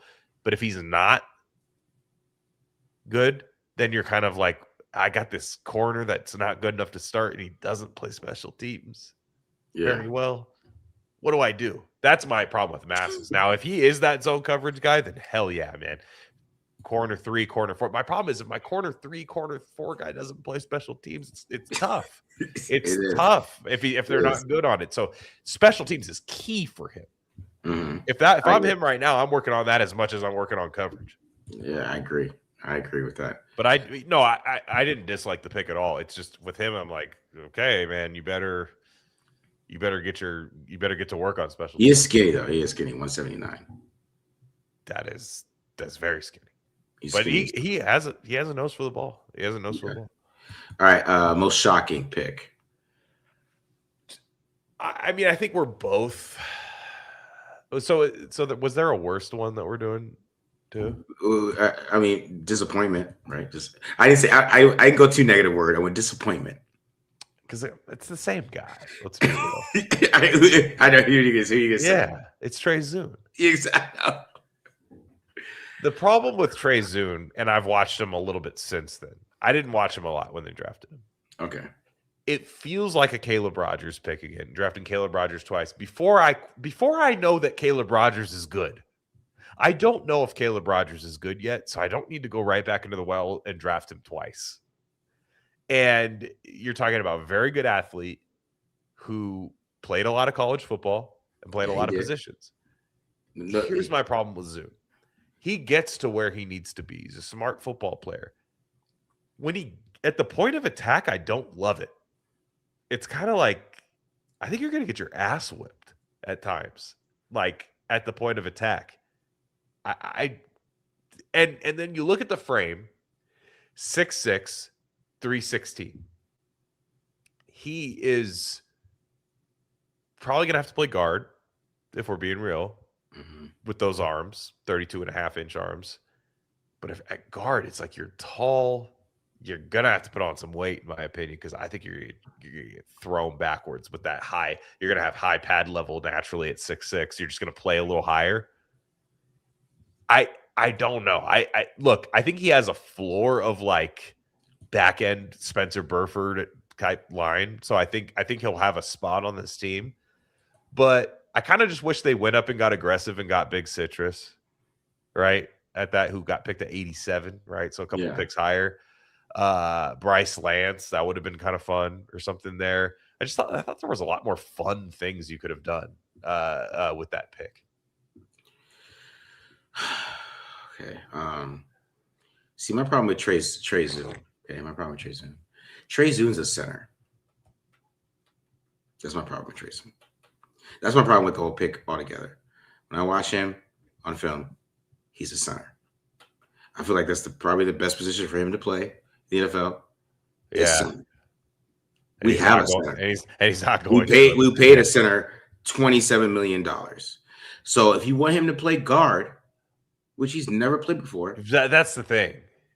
Right? And there's a difference between Caleb Rogers and him is that Caleb Rogers, and I did a breakdown. On Trey Zun. So on this next episode, okay? So this next episode, I'm going to show you guys kind of how like Zun needs a lot of work inside. Like he does, like he goes to the wrong guy in like inside zone when he's playing center. He goes to the wrong position and those type of things. Like he needs a lot of work inside. Like he only played inside this year. So he's not really that type of guy where he's like doing those type of things where he's just like this ultimate inside zone guy. He can pass block his ass off. That's the thing. Okay, Zun can pass block his ass off. So I don't want to say that I don't like Zun altogether because he can. He is a great pass blocker.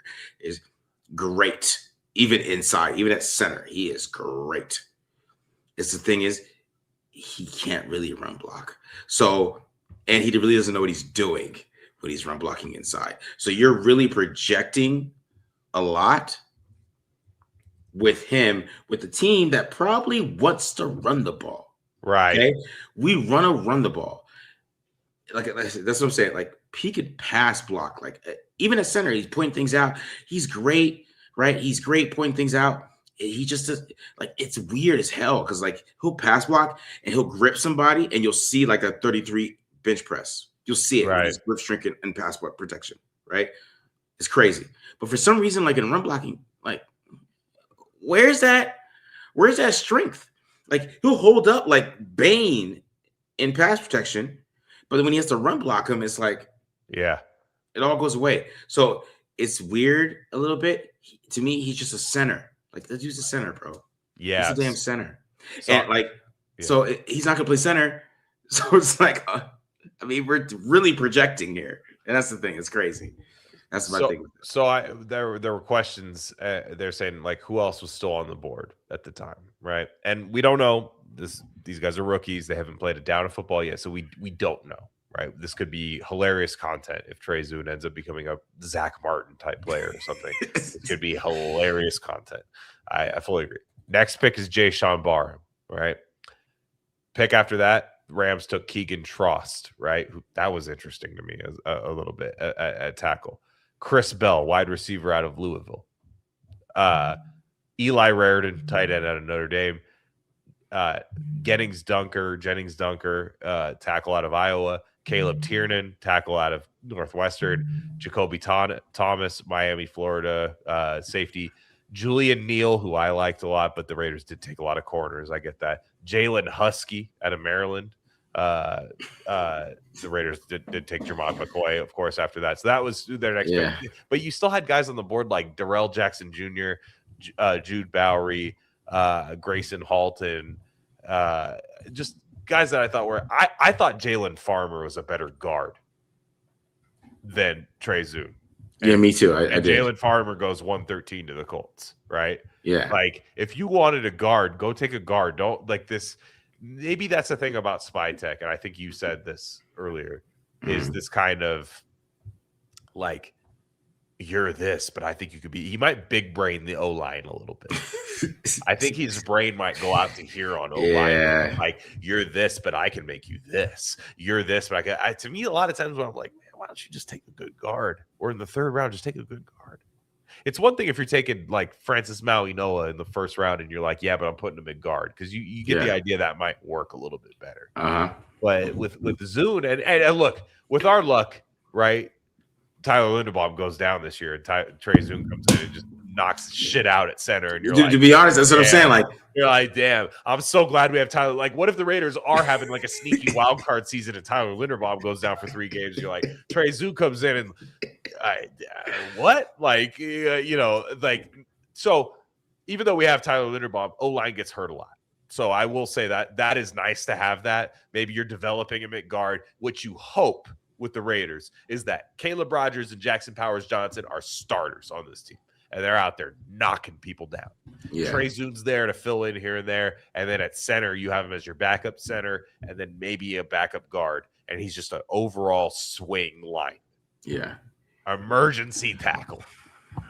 Yeah. You hope that. And I think at 91 that works for me. Yeah. It's just yeah, I just don't know about him at guard because it just as a pass blocker, it's just not there. It's pretty Run bad. blocker. Run blocker, I mean. Yeah. As a run blocker, it's pretty bad. It is. I'm not gonna lie to you guys. Like I did a breakdown on it for the episode. It was really hard for me to find some great reps. It was. And that was even at tackle. You know what I mean? So like it's not really a tackle inside guard thing. He's just not a good run blocker. So you gotta mix that in. And then when you put him inside, he just has issues understanding the mental process of run blocking. Yeah. That's my problem, right? Yeah. He is not, I don't think he's going to play this year. So it's kind of one of my thing with him is like maybe year 2, year 3, maybe he develops into that guy you want him to be. I just don't think he's ready because like, I'm telling you, like you're running inside zone and you do a combo block on one side and then come back and do a combo block on the other side. I think the average football fan can see like, hey, combo blocks are usually like boom and then up to the linebacker. He went, you know what I'm saying? He's not doing that. Yeah. So he's got a lot to learn too. So it's just his development. Like that's why it's that pick there. Like you're really being like, hey, my coaching is awesome. Rick Dennison is the greatest O-line coach I ever had. Maybe it is. And maybe it is. Yeah. But you're gonna have to coach him the hell up inside. And that's the thing. Like and that's my thing with it. Like he needs coaching. Yeah. I would have taken Jalen Farmer, who frustrated me a little bit on like when I watched him. I was like, you should be a lot better than this. But I thought he played better guard than what I think Trey Zun will do. Because at guard, it's like, man, if we're like you said, the Raiders are going to want to run the football. I think that's the best way for the Raiders to get back to a good offense is they're running the damn football.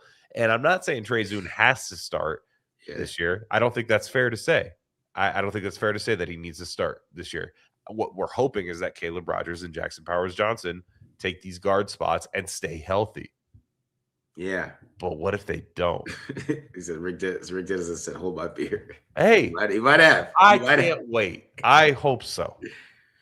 I sure hope so. Yeah, because that's the thing, which it's not like maybe Trey Zun, like year 3, year 2, maybe he explodes as a guard. It's just like if you needed help at that position, right? Or maybe there's players that could have helped earlier at 91 instead of having this development guard. Because that's what they're doing. He needs development inside. And that's kind of like my problem with it is like, if you want to take a development guard, like maybe just wait a little bit. Is there any chance at tackle? I know the arms are short, but in pass protection, he could probably get away with it in pass protection. Because that's to me, here's the thing. He could get away with it. He could get away with it. I think right tackle is open on this team.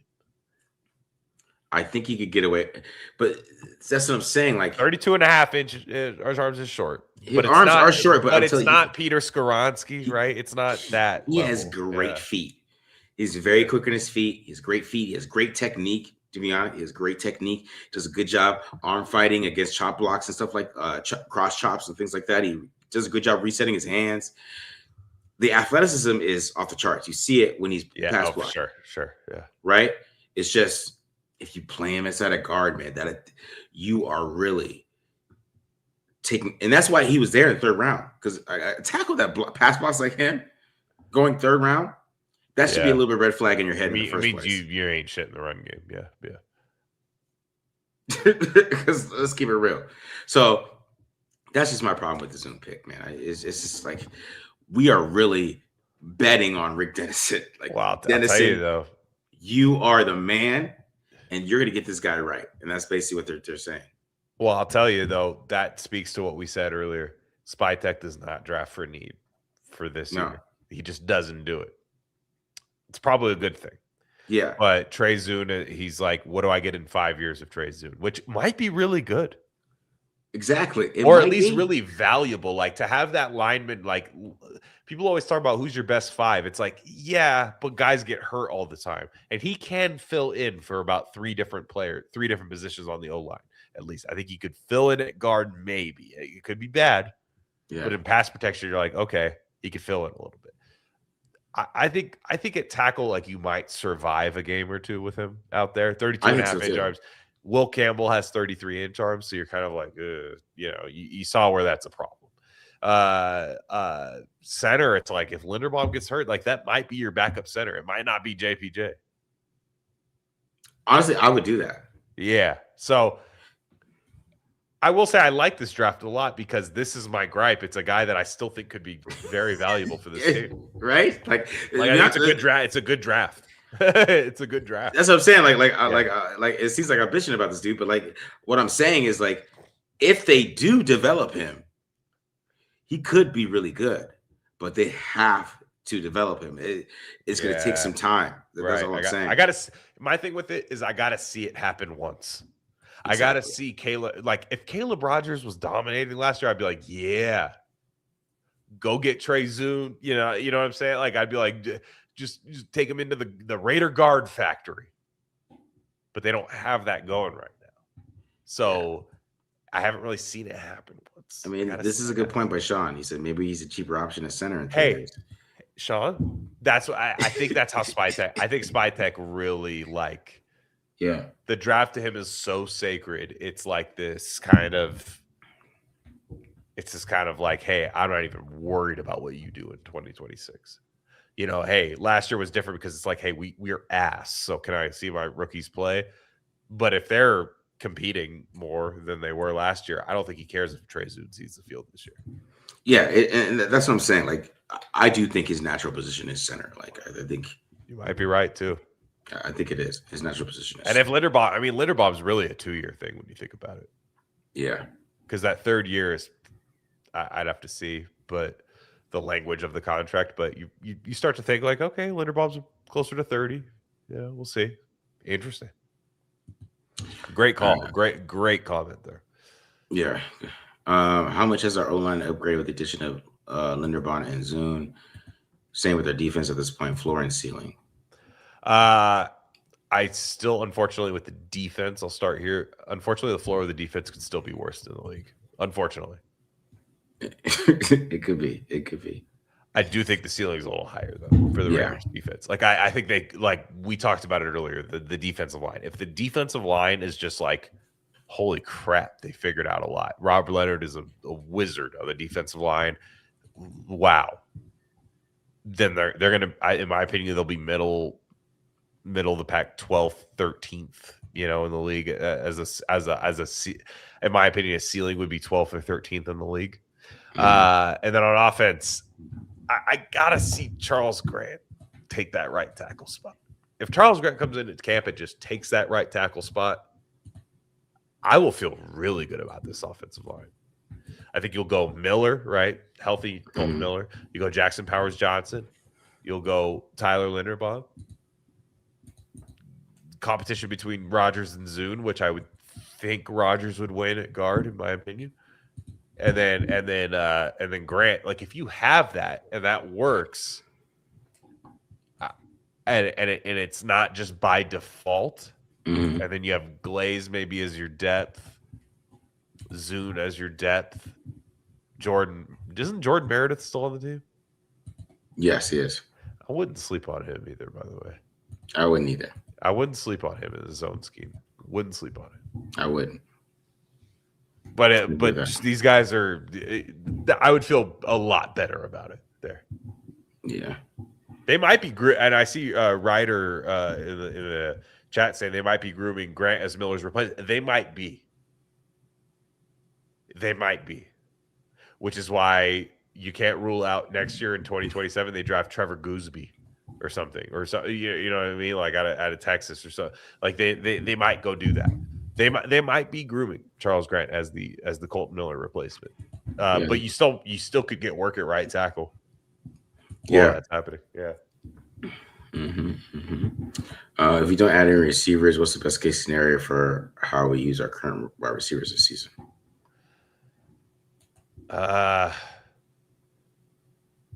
Yeah, I mean, this is where I want to see if Kubiak's good. I'm not saying this is a good wide receiver room. I think a lot of people, when you say you don't want to add a receiver, it means you think the room is good. I don't. I don't think it's a good wide receiver room, but they clearly like Trey Tucker. Mm-hmm. They want to see more out of Jack Besh, and they want to see more out of Thornton. They want to just see. They want to make sure Thornton's a failure. They want to make sure Besh is kind of just a guy. They want to make sure that's the case before they move on, which I think is good. I think that's a smart move. I think for Mendoza to be successful, you have to protect him up front. Receiver, I add to it later, in my opinion. And they want to make sure that Besh is just kind of like, maybe that was a little too high for him. They want to make sure. Yeah. And to me, I think Tucker could get 1,000 yards this year. I don't think that's out of the question. No, it isn't. I don't think it's out of the question.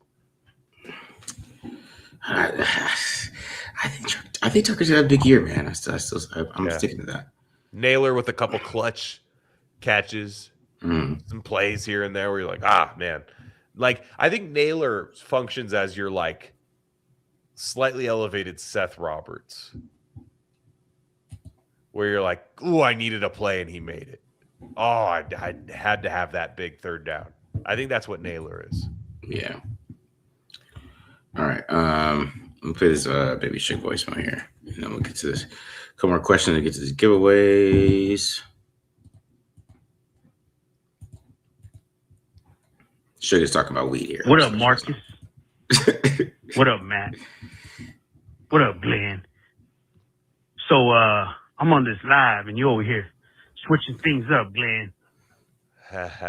You know what you got to do, dog. Time to smoke that one. Next Friday, 7 p.m. Roll it up in a zigzag. Keep it OG. Put it in a joint. A straight joint. We don't smoke blunts over here. He said, from the 90s, homie. Roll it up. If you're worried about losing your job, don't cry, because Baby Shug was jobless for 11 months. Yeah, I know why. Yeah. Baby Shug knows what's up. Marcus, if he don't keep his end of the deal, dog, we're gonna blackball. We're gonna literally blackball Glenn. Whoa. From the TDL. Don't literally do that. Or whatever you want to call it, and replace me till he smokes the fat. Your boy Tyree. Shug would take your spot. He would take your spot. That was part of the deal, boy. Go ahead, Shug. Smoke one up, Glenn. Chat, type one in the chat if you wanted to smoke one next Friday at 7:05 p.m. live on the greatest Raider YouTube content creator channel in the world, dog. Blaze it up, Glenn. I got one of these little pre-roll things right here. There's a lot of ones. There's a lot of ones, Glenn. There's a lot of ones. No. One thing you should know about me is I am not a man of my word. No, you're not. Yeah, you asked me to promise something, I'm just gonna nod my head and not do it. Yeah, man. I don't believe you were gonna let me kick you in the nuts. That's why I just agreed to it. Yeah. So it's called a poker face. I don't know if you've ever played the game of poker. I didn't lose the game of poker. I'm not smoking it. It's just not happening. And as Nick Saban says, I'm not going to, so quit asking. Oh, man. Go ahead and replace me with Baby Shug. The whole Friday Night Live will be one big voicemail. One big voicemail. Yeah, man. It's more you got to smoke the blunt in the house. You know what I mean? That's a big thing. I could probably get away with a backyard porch cell phone stream, but then that turns into like Twitter Spaces. Yeah, you know what I mean? Like we're a professional organization here, Marcus. We're pros here. This is pros TDL. I mean, I don't want to be doing some AA baseball stuff here. We got pro mics and shit here, man, guys. Bull Durham type stuff happening in here. I just, we can't really do that. I could, like I said, I could take it outside, but it would just be like camera phone, like Plies, like how Plies used to do it. Like, but I don't quite know. I don't think I could do the Plies thing exactly. I think we're a little different. Yeah, you could. Yeah, like or Chandler Jones. Oh, I could do the Chandler Jones fire pit video. Oh yeah, Chandler. Maybe just do a video like start crying. So go blood and start crying like Chandler Jones. Actually, that'd be pretty good. That'd be pretty funny. Actually, I think people would love that. They would. I think they love that. Damn, Baby Sugar's 47. Damn, bro. Damn, dude.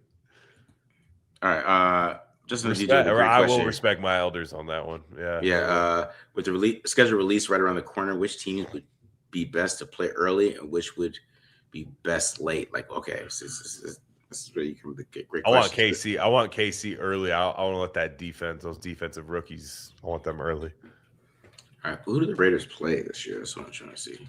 Well, they don't. They give you future opponents. That's true. All right, so they got the Dolphins. They got non-AFC West. They play the Bills, right at home, I think. They got the Dolphins, Rams. The Bills I'd like early. They got the Seahawks. Play the Patriots again. Chargers. I want the Cardinals first. Give me the Cardinals first. I wouldn't Jets. mind. I wouldn't mind the Seahawks early. I like the Super Bowl hangover. Okay. You want the Seahawks early? Okay. I'm kind of with the. I'll see here, or the Saints. Maybe get the Saints game one.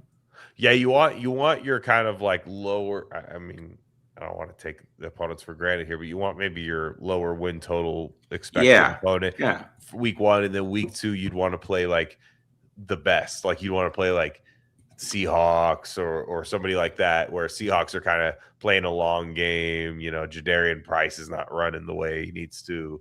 A Super Bowl hangover team. You want that. Yeah. That's right. We get the Niners too. I want the Rams too. Do you want the Niners week 1? No, I don't want the Niners week 1. No, they play in Australia week 1. Yeah. They play the Niners and Rams. Niners and Rams play in Australia. The Titans week 1. We get the Titans. That'd be cool. You know what I mean? If the NFL is really like this, they would give us Saints, Titans, Dolphins, and put an AFC West game in here. Chargers first 4 weeks. If the NFL like this, that'd be sick. full assault, a nice little 3-1 start. Yeah. You know what I mean? If I look at this schedule is not that hard. Yeah, we'll see. Who knows? Right? Is it? I think schedule release day is one of the dumbest days of the year. Nobody knows if these teams are good or not. That's true. You don't know. You don't know when you're playing teams, their injuries and stuff. It's all about when you're buying tickets. That's the only reason they do this, is so you buy the damn ticket. And that's fine, but just this whole they gave us New Orleans in week 7 instead of week 11 like I wanted. Like, who cares? At this point, yeah, I don't know. Yeah. Ugh. So watch the Chiefs and KC and their Turner Homes. That would be crazy. I want the Jets week 1. I want Geno Smith versus us. That'd be sick. Because even if it's Kirk Cousins, he's winning that game. I'll tell you. Ooh, Kirk against Geno. Yeah. All right. Here we go. Let's versus questions. Can we do a 53-man roster? Yeah. I mean, I don't know. Not this early, man. No. Come on. Not this early. Training camp. All right. So let's get to our giveaway here.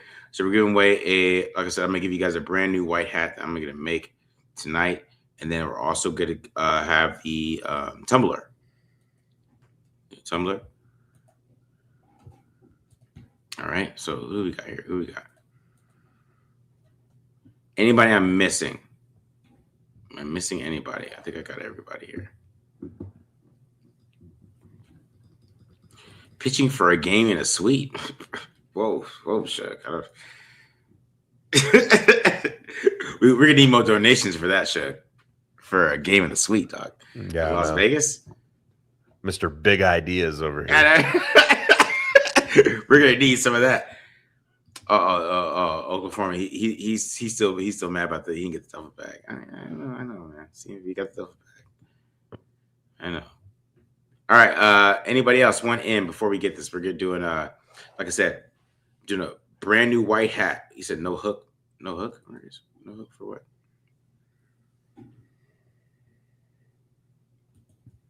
So he said I thought CMV was banned. What was the lady's name? President or whatever? Sandra Douglas. Is that talking about? The Raiders lady, right? Oh, did I miss Mr. J. Will? I might have missed you. Hold on, make sure I gotcha.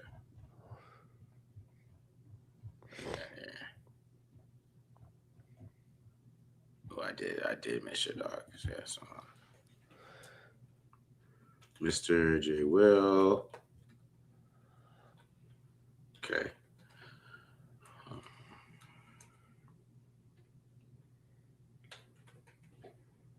All right, I missed anybody else? We're good. Anybody else want in? Do you need any last donations?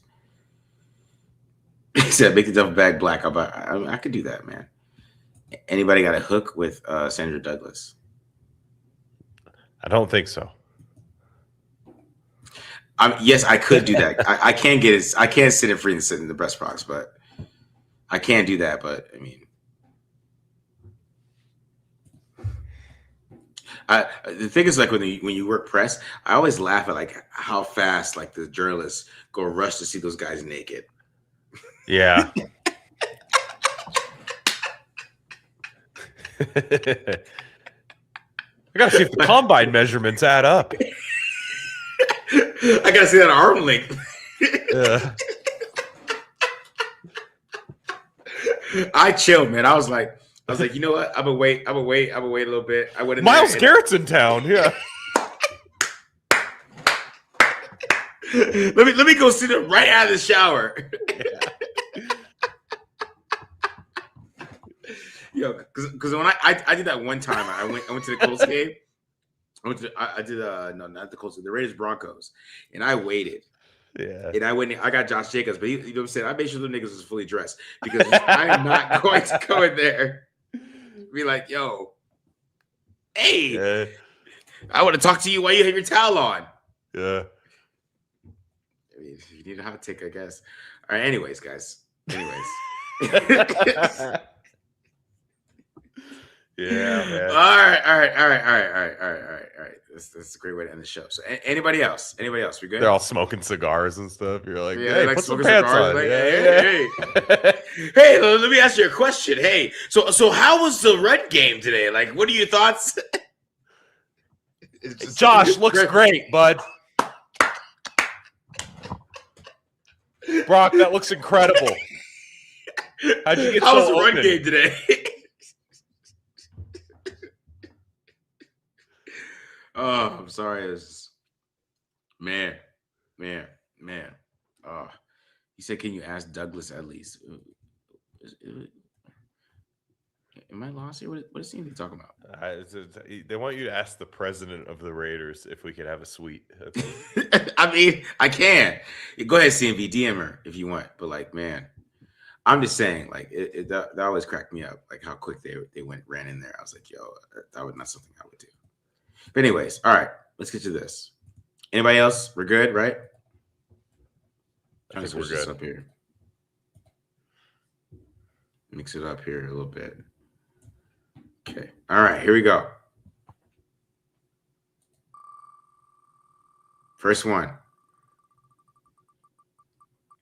I swear, it's fucking CFV, yo. Damn it. He got it.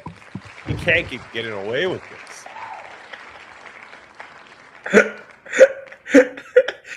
Yo. CMV. CMV makes me do this 3 times, right? Like I only plan on doing it twice, but the CMV wins, and I got to do it 2 more times just to be fair. Seabass. All right, Seabass. You got one for Seabass here. All right, here we go. Next one. He said give it away, so but we'll see. All right, CMV, you want to give it away? Give it away, man. You pick your person. Antiversal. All right, so we got Seabass, CMV. If you want to give it away, pick somebody. All right, you pick somebody, you give it away, bro. Or you want me to do it again? All right, I'm gonna do it one more time. CMV says do it again. Okay. All right, let's do it one more time. So you got Seabass, Antiversal, and the Scrunt. This is a new guy. Seems like you're stealing from everybody. So I don't know who the Scrunt is. He came in. He gave $10, so he deserved it. But so Scrunt, if you're still in here, so it was Seabass. Who's the other one? Shit. Who's the other guy? There was Antiversal, and the Scrunt. All right, guys. So you just hit me up, and I'll get you those. Whatever you guys. I think it was we get the hat and a tumbler. But we're out of here, guys. So I hope you guys enjoyed this episode. Hit me up on Mark John Football@gmail.com. So if you need it, hit me up, markjohnfootball@gmail.com. You get it there. If you don't have Twitter, hit me up. I'll send you guys there for that shit. But yeah, we're out of here, guys. Hope you guys enjoyed this episode. Any last words, Glenn? No, I got nothing. All right, bro. We're out of here. Peace.